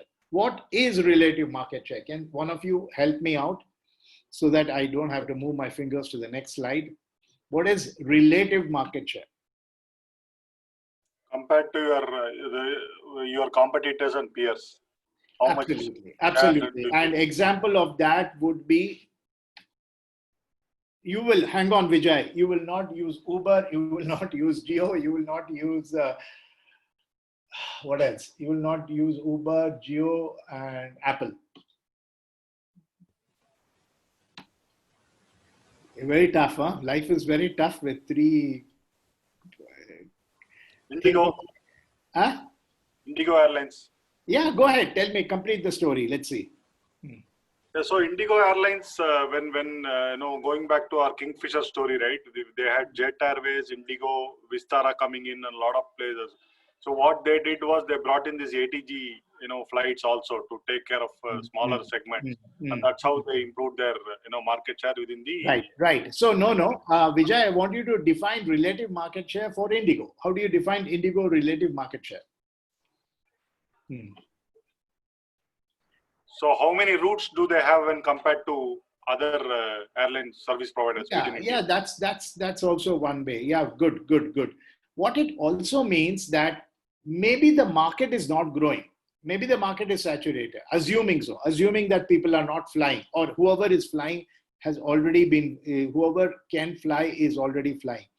So the market is saturated, but within that market, Indigo has got a 60% market share. So in a relative market share is doing well. Of course, what is market growth? Anybody else other than Vijay can comment on what is simple. What is market growth? Give me a market which is growing and give me a market which is not growing. Looks like I may have to fall back on Vijay, or I have to explain it. E-commerce. Yes. Very good. Go ahead. Yeah. So this other things have come up, like BP Daily has come up, then Simply Subscribe, all those stuffs have come up in the market, and they are growing like drastically in this COVID environment, and they are actually serving the customer. So I live just next to the Big Basket warehouse, and I even got the opportunity to talk to the guys who deliver the products. So good. Has shoot up like crazy, and they are working day and night. So even nights, I see even at 3 a.m. they are packing their stuffs and getting ready for the morning. So yeah. Absolutely. Brilliant example. Health, yes, go ahead. Yeah, the other area is health and sanitation industry. It's specifically after the COVID thing. A lot of health-based products have come in, which are consistently growing, and then immunity boosting. Yeah, I know. How many of you read that article in today's Times of India on the flip side of immunity boost? How many of you read that? Okay. Anyway, the article said that people are consuming huge components of immunity boosting, kada and vada, poda, all that stuff. So now there's so much of vitamins, so much of herbal things that's going in, is that it's now beginning to have a reactive effect on the body. And so one gynecologist and one other doctor was talking about people who have come up because there is excess vitamins in the body. And so we are now on the other end of the thing. Anyway, that was so good. So market growth is very simple. Some markets are growing very fast, some markets are not growing very, very fast. So good, excellent examples, both of you. Mobile applications. Yes, absolutely. Mobile applications are, but some markets are growing very, very well. Some markets are. So this is relative market share. Yeah, somebody was saying something. Sir, I will give you the example which is not growing, that is automotive market. Yeah, what is happening to the automotive market? So sales are on hold before COVID-19. So after COVID, the situation become even worse. Even they have provided many discounts, still sales are not happening in automotive industry. So it is one of the worst affected industry. Okay. Hang on, Jasveer. Yeah, hang on, Jasveer. Now I'm going to shoot you now with another question. So you are saying market growth is pretty low for the automotive sector. So automotive sector is not growing very well. But unfortunately, Jasveer, yeah, hang on, Pratham, hang on for 2 minutes. So unfortunately, Jasveer, you are the marketing manager for Maruti Suzuki. And the market is not growing and your boss is pretty upset. Now, how do you convince him that he should continue to have you in your job, taking hint from what is the slide on that you're watching?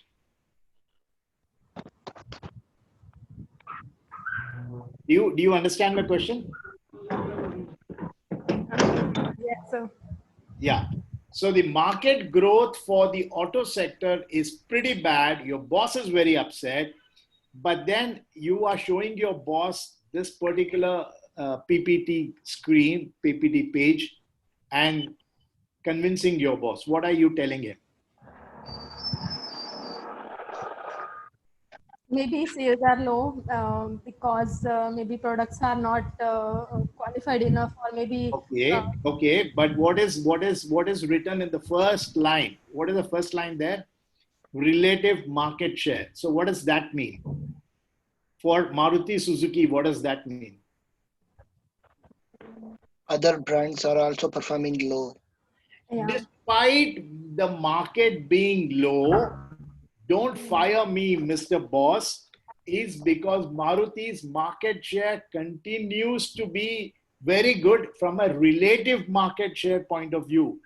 We may have lost out the automobile sector, but among the automobile sector, I am the key performer. Isn't that? Yes. Yes.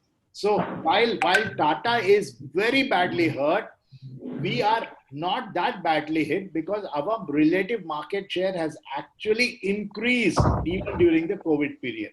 So that was the point I was hoping to drive, but I hope you both get it, right? Yes, sir. Okay, good. So this said, if you understand these two terms, I'm going to bring you to 4 more terms which are going to be very important. This is called any company does this all the time. And can all of you mute yourself, please? Okay, great. Okay, so next 5 minutes, let's stay muted and then we will proceed. So there are, in that category of a 2x2 matrix, we have what are called stars. We have called what is called question marks. We have called cash cows, and we have what is called dogs. So depending on your product that your company does, and depending on the market growth and depending on the relative market share, you will categorize your products into 4 of such categories. If you look at the first of them is, let's look at the topmost, which is star. Obviously, star is a star, and what does that mean? That the relative market share is huge. Exactly. Sticking on to Maruti example for Jasvi. So we have, it's performing brilliantly, which is our star product, the Alto or the Suzuki Swift Desire is doing brilliantly well in that category of cars. Both Alto and Swift have 60% market share. We are doing brilliant. So there's nothing for us to worry about. And if you look at it, market is also growing, assuming that this was the pre-COVID times or whatever period that is, market is growing. Everybody is buying cars. Everybody is rich, but there's lots of money in the market. So not only is the market growing very well, my share of the market is brilliantly located. So that is one part of the story, is that my product sits there. But let's look at another product, which is cash cow. What does cash cow mean? Is that cash cow means that the market growth rate is very slow. The market is not growing very well. But in whatever that market is, I am a leader in that market and I have absolutely loyal customers. I don't have to spend time, money, effort in promoting the product, but it's sitting there. A typical example of that would be, let's say, when it comes to Nandini milk, or let's say Nandini milk or Amul or whatever. So let's take to a Nandini because we are based in Bangalore. So how many number of people are buying milk? That's a fixed number of people who are buying milk. It's not that something drastically happened and now Dhoni anyway has retired, so he's no longer inspiring us to drink milk. So the market growth is very low. The market growth is very low, but I am the leader in that market. What does that mean? I don't have to put more effort. I'll have to sit back. I can nicely milk the cow. That's why I took the example of a dairy product. So I can nicely milk the cow. You must have seen this use of the word milking the cow, or you think I'm a cash cow or what? So that's what they say. So that is what is called a cash cow, or the cow generally. So you have stars and then you have cows. And then of course you have dogs. Dogs are those in which the market growth rate is very low. Nothing much is happening on the market. And your product market share is also very, very low. It's really that it is almost kind of getting, you have you're not a major player in the market, and that's not an attractive market to hang on with. There are lots of examples. I can't think of one immediately as we speak, but if somebody can think of it, that's good. I'll probably get an idea in a minute or two. But so business, your market share is very low. Nothing much is happening on that market. And so that's called the dogs as such. The fourth one is called the question mark. The question mark is that you have a very low market share. This is normally used when you have a new product. When you have a new product and it is expected, you don't know how is it going to be.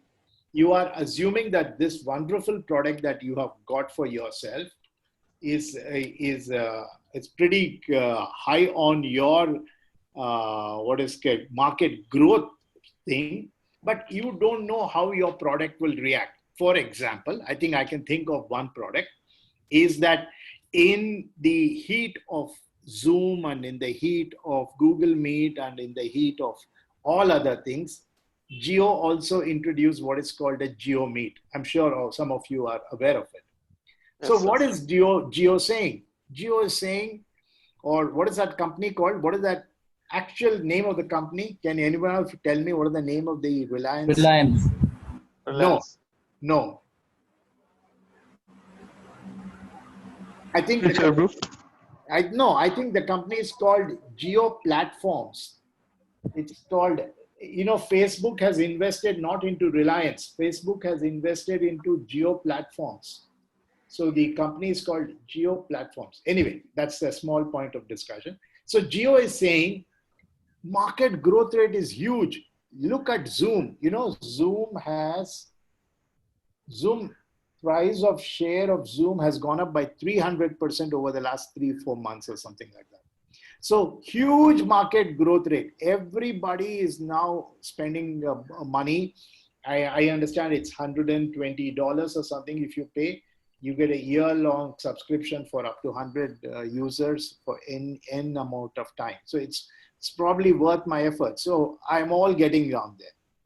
But Zoom is the market leader. His market share is very good. But Geo wants to enter it. So they'll put some time, they'll put some effort, they'll nurture it, they'll take a lot of effort trying to take care of it, and they'll watch what happens, whether it is really worth it or not. So before I move to the next slide, I want you guys to understand, have you understood the BCG matrix and the 4 components of star, question mark, cash cows, and dogs? Sir, this question mark, how does it map to the high cash usage? If GeoMeet is considered as the example here. Okay. No. The high cash usage. Okay. What that means is that... Sir, one second. I just want to add to this point, same point. Like GeoMate, when I saw it was launched in the TV, I immediately downloaded. But when I saw nobody was using it, there was a growth of it launched, but nobody want to come to GeoMate. Everybody happy with the Zoom. So I think this is an example for that, like how it fall. Absolutely. You don't know. Yeah. It's too early. We are in early times. Yeah. For example, don't underestimate Geo. There is already something that I read about Paytm being in trouble. I don't know where I read that. Paytm is being brought into... Okay. The game that... how many of you know what is Bharat Pay? Yes, sir, I know. It's like same like a Paytm only. Yeah. We can use any kind of like Amazon Pay. All together comes in a single platform. Okay. So let's discuss Bharat Pay and then come back and answer the question that she raised. So Bharat Pay is a small player, right? Yeah. Bharat Pay is a small player. The big players are Paytm. The big players are Amazon Pay, Google Pay, Quick Pay, Don't Pay, or whatever, Phone Pay or whatever. Yeah. So, but what did Bharat Pay do recently? It's collaborated, sir. No, Bharat Pay did something very, very unique. How is the Josh today with all of you? How's the Josh? Hi, sir. Hi. That's because you're angry with China. Yeah. Right? You're angry with China. So if the word China comes, you all get angry. In my apartment complex, the thermal scanner just conked, and there was a divided view on which is the next one that we should buy, whether we should buy made in India or we should buy made in China. My view had no value because they felt that I was being unfair to India. And finally, we ended up buying what is called a made in India product, only to remove the sticker to be told that it's a made in China. So that's beside the point. So the point is not that. Bharat Pay is a very small player, but Bharat Pay recently distributed QR codes to all its business enterprises, which had the Indian flag colors on the background. Now, Bharat Pay is saying, I am the only Indian company. Paytm is Chinese. Amazon is American, Google Pay is South African, Phone Pay is New Zealandian or whatever thing, but I am Indian. Now we get a little carried away by it and we may want to make a transaction on Google Pay. So now what is Bharat Pay doing? Bharat Pay is saying, I am a low player. I don't know which the market will go, but I think I should hang on to it market, though I may have only 8 or 10% market share, and do something, and overnight I might become the most successful guy. There could be a backlash on Paytm and backlash on others, and everybody starts switching over to this. Similarly, coming back to GeoMeet, everybody is going on for paying for conference software, but nobody wants to buy GeoMeet. But eventually, let us assume that Geo says that everybody who is on Geo, if you connect to yourself, the whole thing is going to be free or something. Geo may have a user base which could help them to take a market share. So I hope I'm able to answer you on this. Yes. Yes. Okay. Yeah. Okay. Unmute yourself or mute yourself, gentlemen. But still it is anticipating, right? It's not like absolutely. Yeah. Everything on this slide is future business. Yeah. Everything on this slide is today. Today, it's a question mark. Tomorrow, what will happen? Tomorrow, a couple of things could happen. Let's assume with GeoMeet. We'll stick to GeoMeet. Let's assume with GeoMeet. One, GeoMeet can become the number one product, correct? GeoMeet can become the number one product. It will beat every other thing. All over the world, GeoMeet is used. It becomes a star. Perfect. And when it becomes a star, Geo mobile system will become a cash cow because there's nothing else to do. They just sit back, relax, just take the subscription because lots of people are using it. But assuming GeoMeet fails, just before GeoMeet failed, Geo signs up with Infosys to provide them service with a 7-year guarantee of service. They tell Infosys that we'll give you wonderful pricing. We guarantee you for 7 years, we'll support you. They are hoping that when Infosys moves, everybody else moves. But unfortunately, only Infosys stuck. So now what has happened to the question mark? It's become a dog. They can't do away with it. They can't improvise on it. They cannot make money out of it. They really have to stay with it. So that is what could happen over the next couple of years. If you look at your assignment 2, very clearly talks about, look at the Bcg matrix of these companies and tell me how will they perform over the next 5 years. If any one of you have seen assignment 2, that's possibly too much to expect now, right? Because we're still on assignment 1. Sir, one question. Yes. This is Sundar because you can't see the names. Yes. Sir, when we are looking at question mark, the example which you gave was, there are already players who are coming in, and then we have a new player who's looking at using that, that little bit of tested waters to launch its own product and probably use its own method and resources in terms of growing, like Geo is doing. Now, will we have new startups also coming into this box? I mean, startups which have an idea and developing that, but still there is it may be a new product or a new idea altogether, which is going to change the way people look at things, or something or the other. But the waters are not tested, and it may click, it may not click. Absolutely, absolutely, very good, Sundar. That's a very nice opening for a conversation. That's very true. Let's take my favorite example, which is Alexa. Now, there was no product like Alexa before, assuming so. assuming. So there was no product. But somebody says that within the organization, because this is all, as I said, we have moved out of B2C. We're not discussing what happens to the end customer.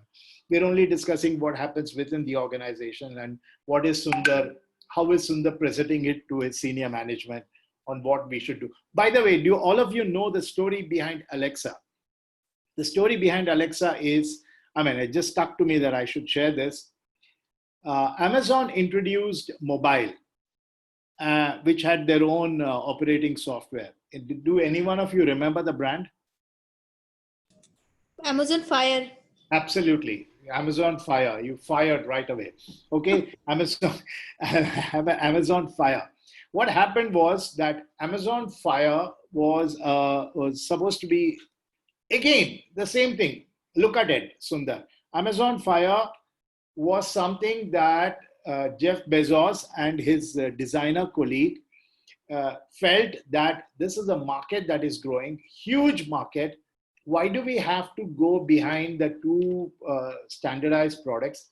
Technically only one, because Apple is not going to open up. So that means, why do we have to go and feed Google? Let's come out with our own product software. So they did come, but they initially started off with a question mark. Can we beat this market? Yes, the market is growing huge. There's no doubt about it. But our market share is less. So possibly we will do it. But long story told, a case study discussion on that says dead, fire backfired. And it was the end of the story, a deep dive burial. And when fire was buried, the entire team was sitting in the office of Amazon. They were called by Jeff Bezos for a cup of tea, and 9 out of 10 knew that this was the last cup of tea that we were going to have under Amazon account. So he sat down with all of them, probably gave them a mouthful for all the efforts that they did. But he told them something. He said, you guys did a brilliant job. You guys did a brilliant job. We just not all products are bound to succeed. Some do fail. But I trust your team. Contrary to having them, axing them from the job, he told them, I give you a long 6-month break for you all to sit back, relax, come up with a product that we can once again go and challenge the world. So 6 or 12 months later, the same team which came up with Amazon Fire came up with Alexa, and now you know where the rest of the story is. So the point I was saying is that at Alexa, at the time when Alexa was developed, they said, trust me, Jeff Bezos, this is a huge market growth. Initially, we may have very few users, but it will turn out to be a star. It turned out to be a star, and it's possibly a cash cow because lots of applications, lots of products also say, I was trying to, can you name one industry that boomed because of the COVID?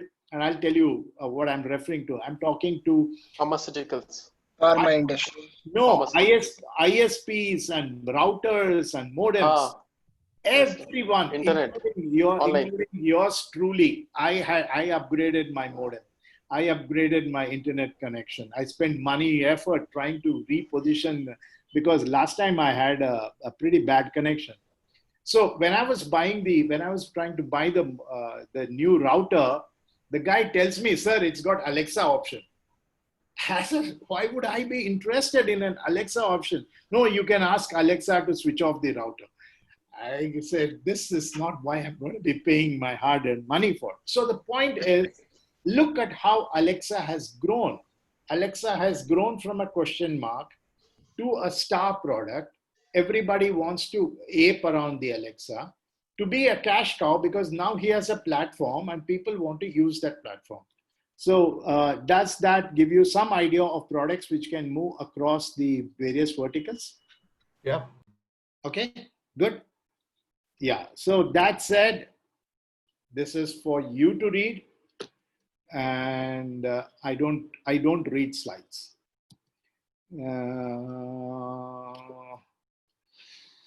Oh, okay, all that what I said is there and more.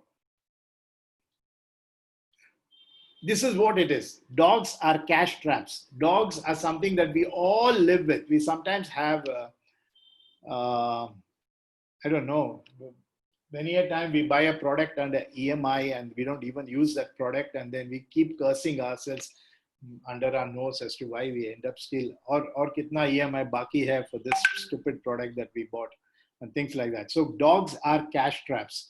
They pull out money out of you, and your business gets to decline. Okay.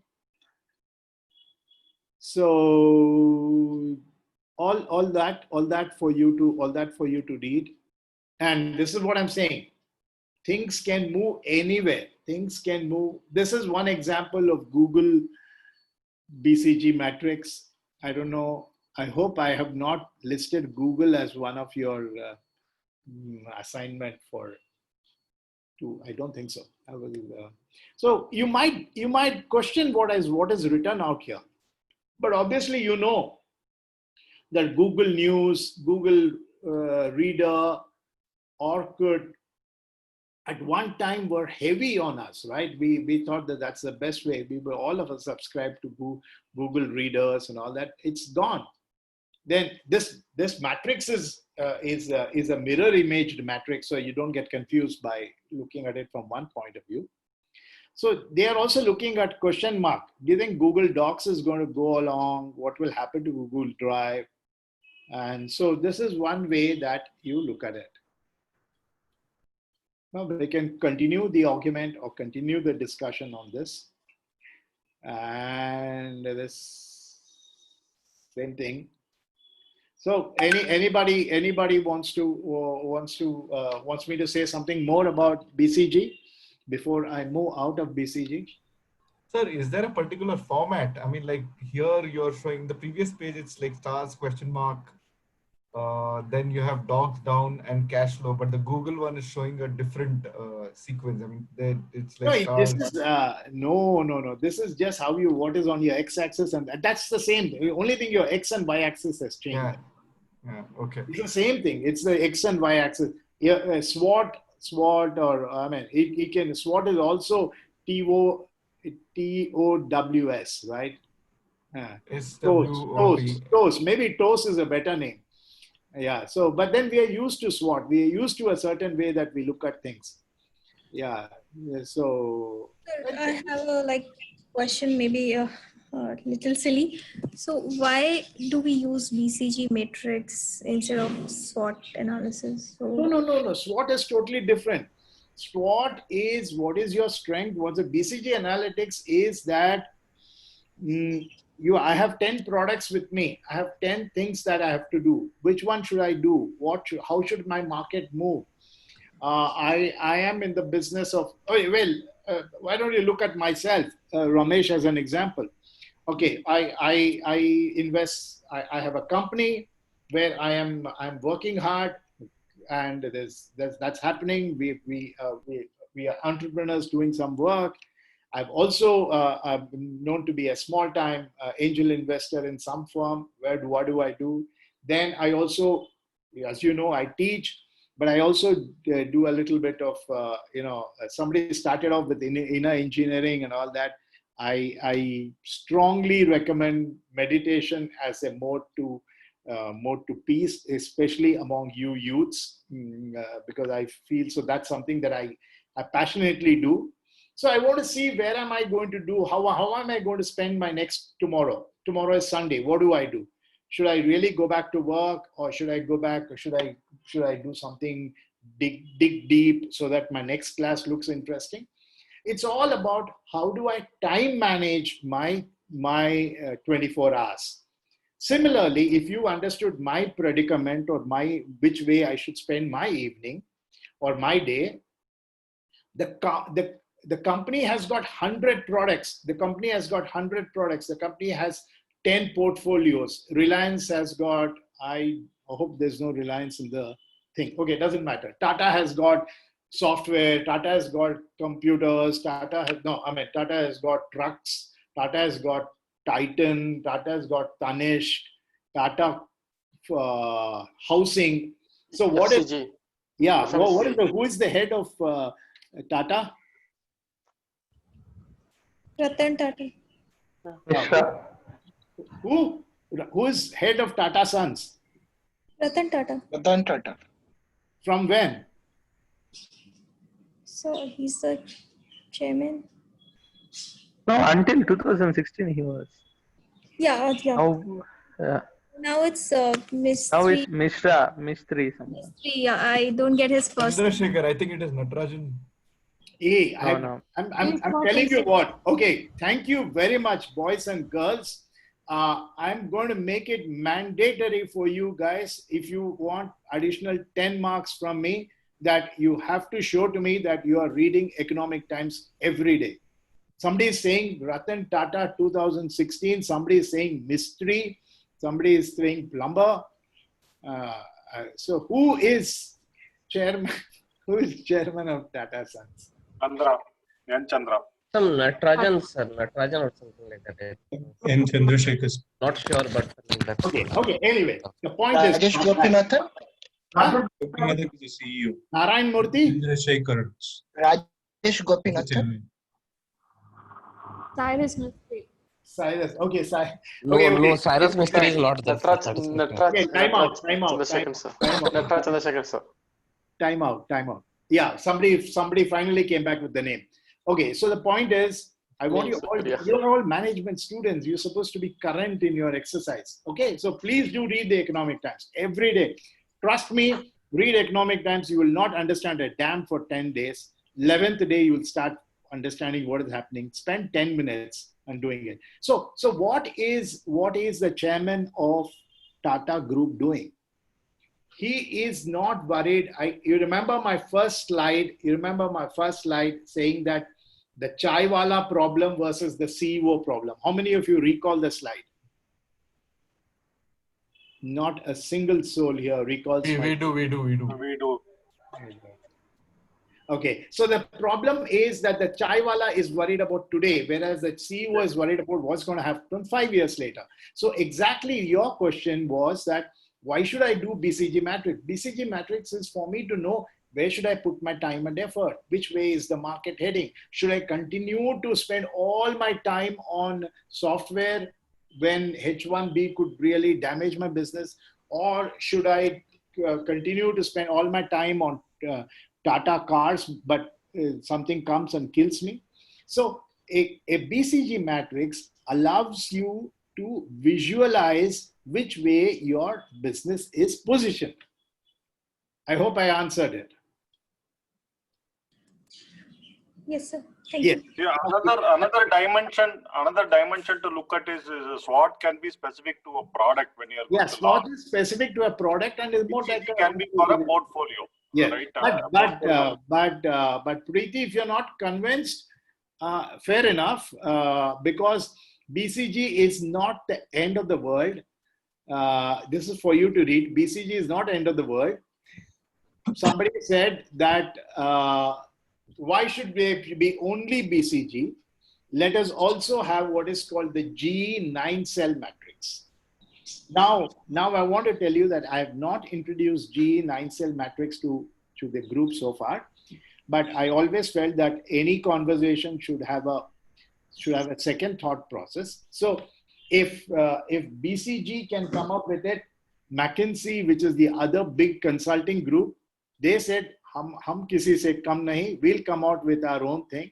They joined hand with GE and they came out with a 9-cell matrix.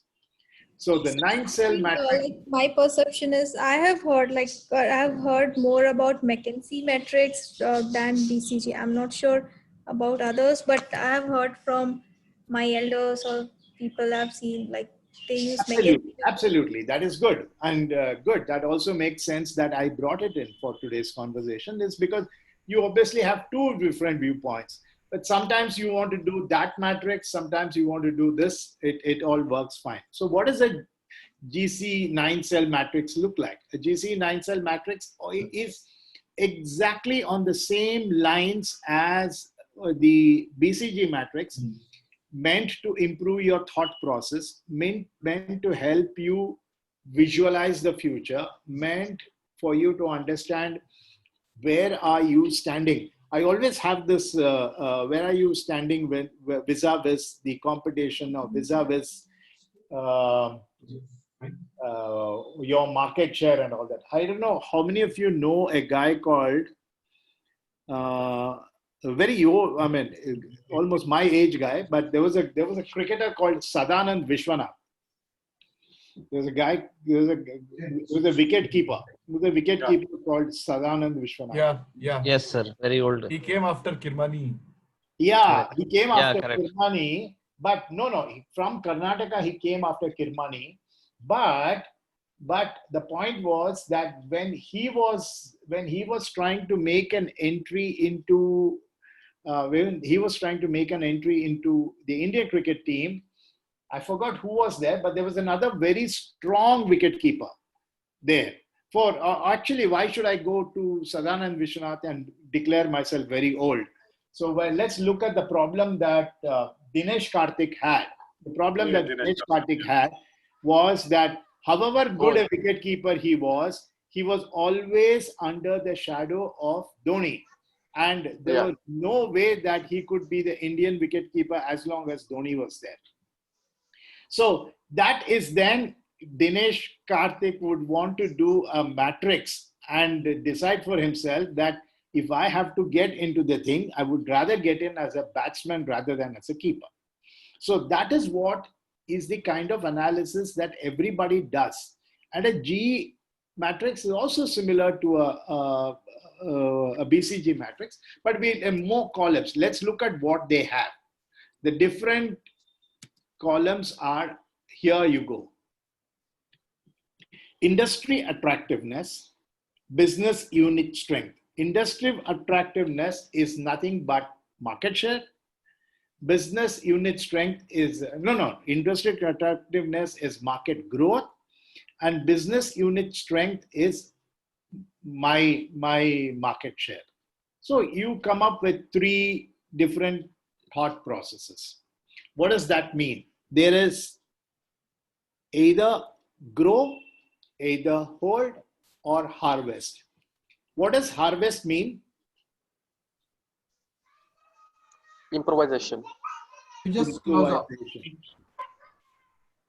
How many of you are? You just have to keep. Go ahead, Vijay. Yeah, you just have to keep harvesting. You have done all the hard work. It is just there. You have to just harvest. No additional effort at this point in time. Okay. How many of you are into mutual funds? Have you invested in mutual funds? Yeah. Yes, sir. I have invested. Who's that? Pradeep, sir. Pradeep. Yeah. Pradeep. Okay, now tell me, what are the two basic differences in mutual fund that you invest? Differences in whatever. One is called growth. Other is called dividend. What is the difference? Yeah, dividend. What is the difference between growth and dividend in a mutual fund? Dividend will be the fixed amount which you will get as a guaranteed. Yes. Mm-hmm. Growth is on the face value, sir. Dividend is a additional benefit on you top have of another view? Yeah. What is, anybody else has a different view of dividend versus growth? Usually Growth is the face value, sir. Face value of that. Growth depends on the market and dividend is fixed. Okay, dividend. Okay, anybody else before I give the example? So I think the main difference would be that in growth, whatever is earned is reinvested in the fund, whereas in terms of dividend, whatever the profits are coming in, it keeps, they pay. It comes as a payout to the investor. I mean, like Exactly. So dividend means that you will not reinvest that hard-earned money into that mutual fund, but take away. because possibly you're not sure how that mutual fund would behave, and you'd rather be happy taking whatever little money that you've made out of that business. But growth would mean that I'm so committed to this business that I'm going to stay invested. I'm going to stay invested. Whatever money comes out of it. So, how many of you have seen? Somebody mentioned last time about Shark Tank. How many of you have seen Shark Tanks? I've seen it, sir. Yes, Yeah, sir. you've seen, right? So whenever you watch Shark Tank, they ask that guy who these four idiots or whatever, these four, who want to, yeah. So they say, hey, how much money did you make? They say, we made $1 million last year in terms of profits.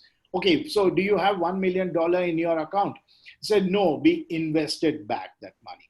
So what does that mean? Is that you're so confident of your own business that you will invest back into it. But if you're not very confident, you will take back that money and distribute among your own.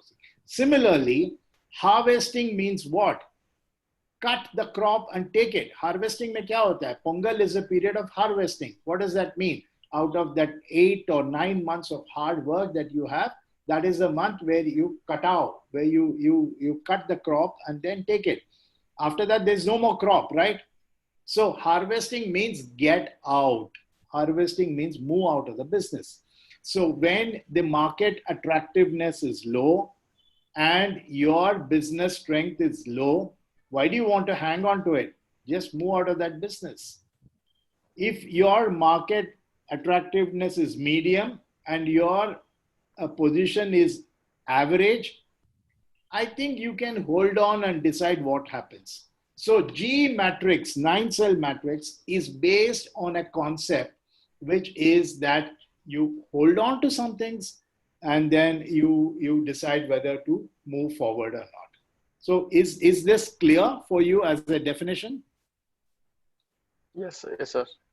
Okay, so it is exactly how this concept of works. So growth means that the business is good, things are going fine, and it's really worth your time and effort for you to go and stay connected to it.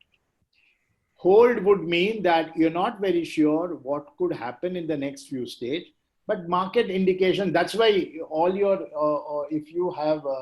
if you invest in shares, your broker will say, "Sir, hold on to it, sir.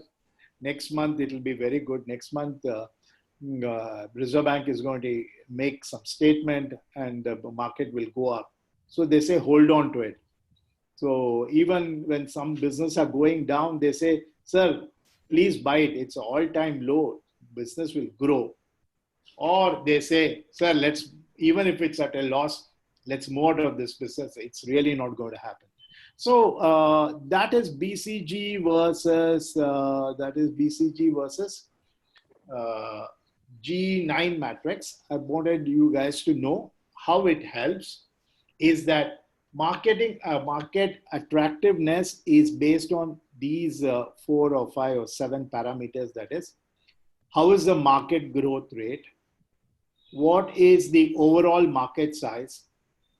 And what is the historical profit margin? What is historical profit margin? Is that there could be a time, for example, this is the time when normally this business may be giving you a good 20-30% profitability return. There could be a period of time where profitability has fallen down, but eventually you get an historic perspective of it. And again, what is the size of the market? Is it really worth entering into the market? If the market is too small, why would anybody want to enter that market? And everything else which is out here, I'm sure you guys can read and get a hang of it. Okay. Again, in terms of business strength, market share, brand image, production capability, all that is written out here. So I'm sure you will get an idea of what it is. Any questions on this? Can I assume that you guys have learned? Yes, sir. Yeah. So if you do something for if you do something for, I wanted to do this with you guys. So if you do something for Reliance, can you position, let's talk about high and strong. Where do you think they are? One product. Geo strong, sir. Geo is strong. Okay. Strong. Now let's look at medium and average. What do you think is there? In terms of industry at Geomit, sir. To hold on. Geomet. Okay. Geomit. Hold on. Okay. Yeah. But what about this? The Harvest. low and strong. The industry attractiveness is low, but your business unit strength is high. I just want one example, then I'll understand that you guys got it. Their electronics division, Reliance Electronics. Yeah, digital. No. Less. Why are you looking at Reliance Digital? Look at Reliance Industries Limited. RIL. Petrochemicals. Huh? Their petrochemical division. Absolutely. Petrochemical division, at one time, industry attractiveness was high and business unit strength was very strong. Where do you think Reliance made all its money? Reliance made all its money out of the oil. Oil. It's made all its money out of oil and invested smartly into Geo. But today industrial attractiveness on oil market is pretty low. You don't know how the industries are collapsing. Most markets are collapsing. There was a time when the price of oil fell to barrel of oil fell to $20 minus on Brent. Minus. Minus. Yeah, relatively minus, which they means they had to pay to take the barrels. They had to pay, yeah. And why was that happening? There was surplus oil in the market. Surplus oil where? Yeah, Russia and Venezuela were pumping oil into the market actually. Russia and Venezuela was pumping oil into the market. Ports. It was sold. Actually, it was sold in the black market. I worked in the oil industry in ADNOC for 2 years, and I lost my job on account of the oil industry. Breakdown. So it can be very unforgiving. Yeah. But during the COVID time, so the peak of the COVID crisis all over the world, there were lots of oil tankers which were hanging around in all over the high sea oil vessels. Nobody was there to do because there was no business happening.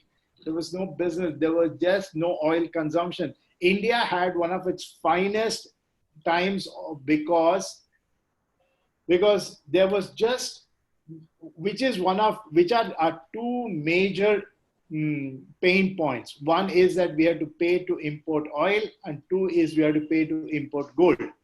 And gold is to keep you and your family happy, and oil to keep the economy running.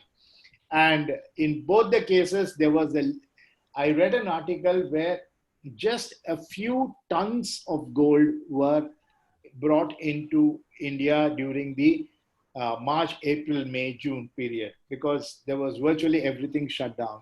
And so the point is that Reliance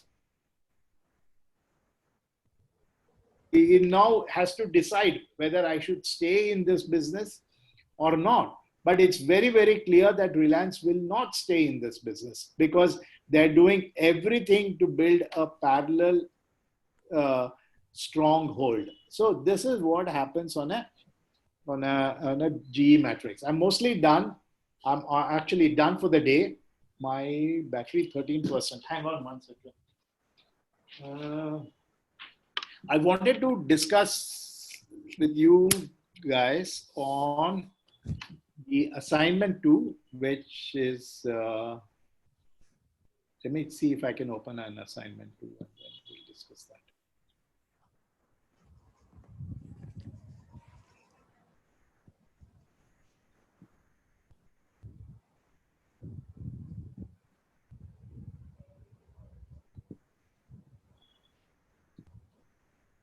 Yeah, so the first part of it, we will cover it in our next class, wherein we actually get into the hardcore B2B discussion. We've just entered B2B, but this is something that you are now quite clear of, right? If you can, do you see the screen for 10 marks? Yes, sir. Yes, sir. Yes, sir. Yes, yes. You see the screen. So the same way you guys did it last time, I want you to give me a 10-minute or a single slide presentation, which you can talk about, look at Walmart and how do you think, if, I don't know if it was Jasveer or who said that, saying that she also was familiar with G9 cell. So I left the option open to you both. You want to do G9 cell or you want to do BCG matrix, because when I made this assignment too, I had no plans of introducing G9 cell because I thought we might have paucity of time. But good that I brought this up. You have the choice of doing either way, or you want to do both is also fine. But with some of you with whom I've had some one-to-one conversation, I've also suggested that for this part of the presentation, I wanted you to step out of the group and present it separately to me. So some of you, I think I have indicated to you to do that so that I can also get to know you a little more in detail. So is that clear on what is expected on the BCG matrix? So let me call it a day. Maybe we are down 10 minutes early, but that's fair enough. We only had a 15 minutes break. And any questions, or we can have the conversation going for a few more minutes. Anything else that you want to talk about?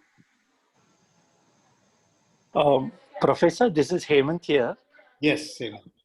Yeah, so one of the unique kind of stories, like when Samsung launched their LCD, so they had a patented for few years where other competitors shouldn't bring out the same product. By the time when the patent time was done, so the likes of Samsung, LG, they all came up with their LCD brands. By the time the Samsung launched their LEDs, so they upped the game, and like when others followed LED, they brought in the 3D version of the televisions. So I think that was little unique thing wanted to discuss. Correct. So yeah, that happens. Yeah, very, very true. What happens was, which then gives me 10 minutes of conversation to do this, is that there was this famous story about, we all know the story about the Tata Nano catching fire.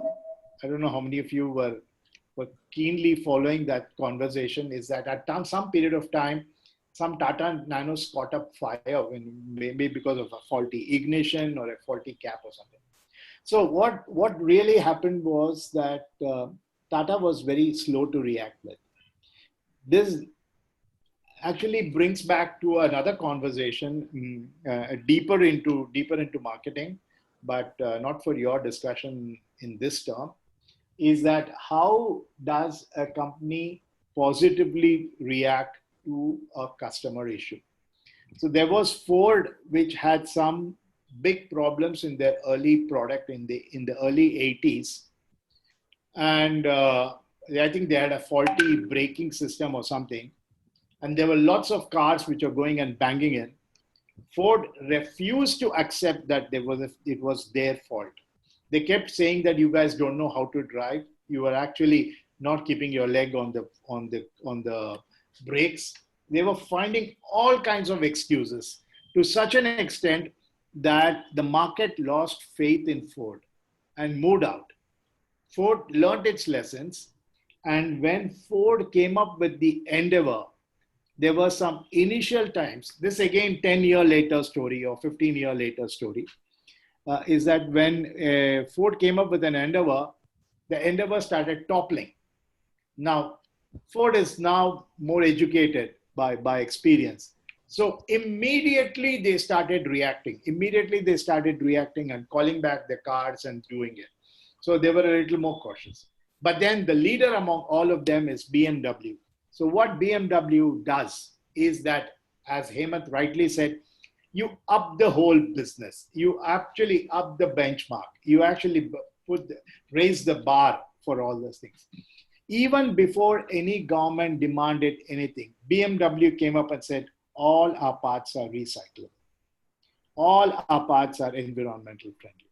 So then what happens? Everybody has to catch up with you rather than, be a me too as such. So I hope, Hemant, that was a thought that you also had in mind, right? Yes, Professor. So I just wanted to understand, like, this kind of positioning. So where it fits in the marketing concept. Yeah, it's all about. It's all about. It's all about how do you connect and where do you draw a line between. I don't know how many of you. I'm sure all of us keep playing the. Now at home, we're playing all kinds of games or cards and all those things. So I don't know how many of you know a game called Bluff. How many have you tried? I've played. Yeah, we have played. Yeah, you know what Bluff does, right? Is that you have to bluff even if you are putting the right card. So if you have a dozen of you playing, everybody will say 3 of hearts, 3 of hearts, 3 of hearts, and there could be 10 3 of hearts, even though you know that they can only be or not 3 of hearts, 4 3s or 5 jacks, when you know that they can only be 4. But the point is that you don't know who is bluffing. You don't know who is bluffing. Many a time you can get away by bluffing. You look like, I can see the photo of, who's this? I can't, I think, let's see if I can get your name. Yeah, maybe it's Satish. No, Sudarshan. I can see Sudarshan's photo. So now Sudarshan looks to be a very straight character. So I would, whatever card he puts, I might just doubt him. I mean, I might not doubt him and I might say, okay, maybe he's true. But then Vijay could be bluffing every time. So it's all about the play that every organization has with its relation with the customer. How do you treat your relationship? Do you jump at every time your customer's service gets a call, or do you handle it a little more nicely? So this is more of a marketing play rather than a reactive mode. That's an answer, long answer. Yes, Professor. Okay, good. So I guess we are done for today, and I enjoyed my conversation with you all. I hope you did. And we will now move into the next part of the conversation, which is whenever the next class is. So done. Can we say bye-bye? Awesome. Thank you. Okay. Thank you, Okay, sir. good. Yes. Sir, have a nice day. Yeah, good. Take care. Thank you, sir. Have a nice day. Thank you, sir. Thank you, Happy sir. teachers. It was Thank you, nice. sir. Have a great day. Nice. Perfect. Have a great session. Have a good evening. Bye-bye. Bye-bye. Thank you, sir.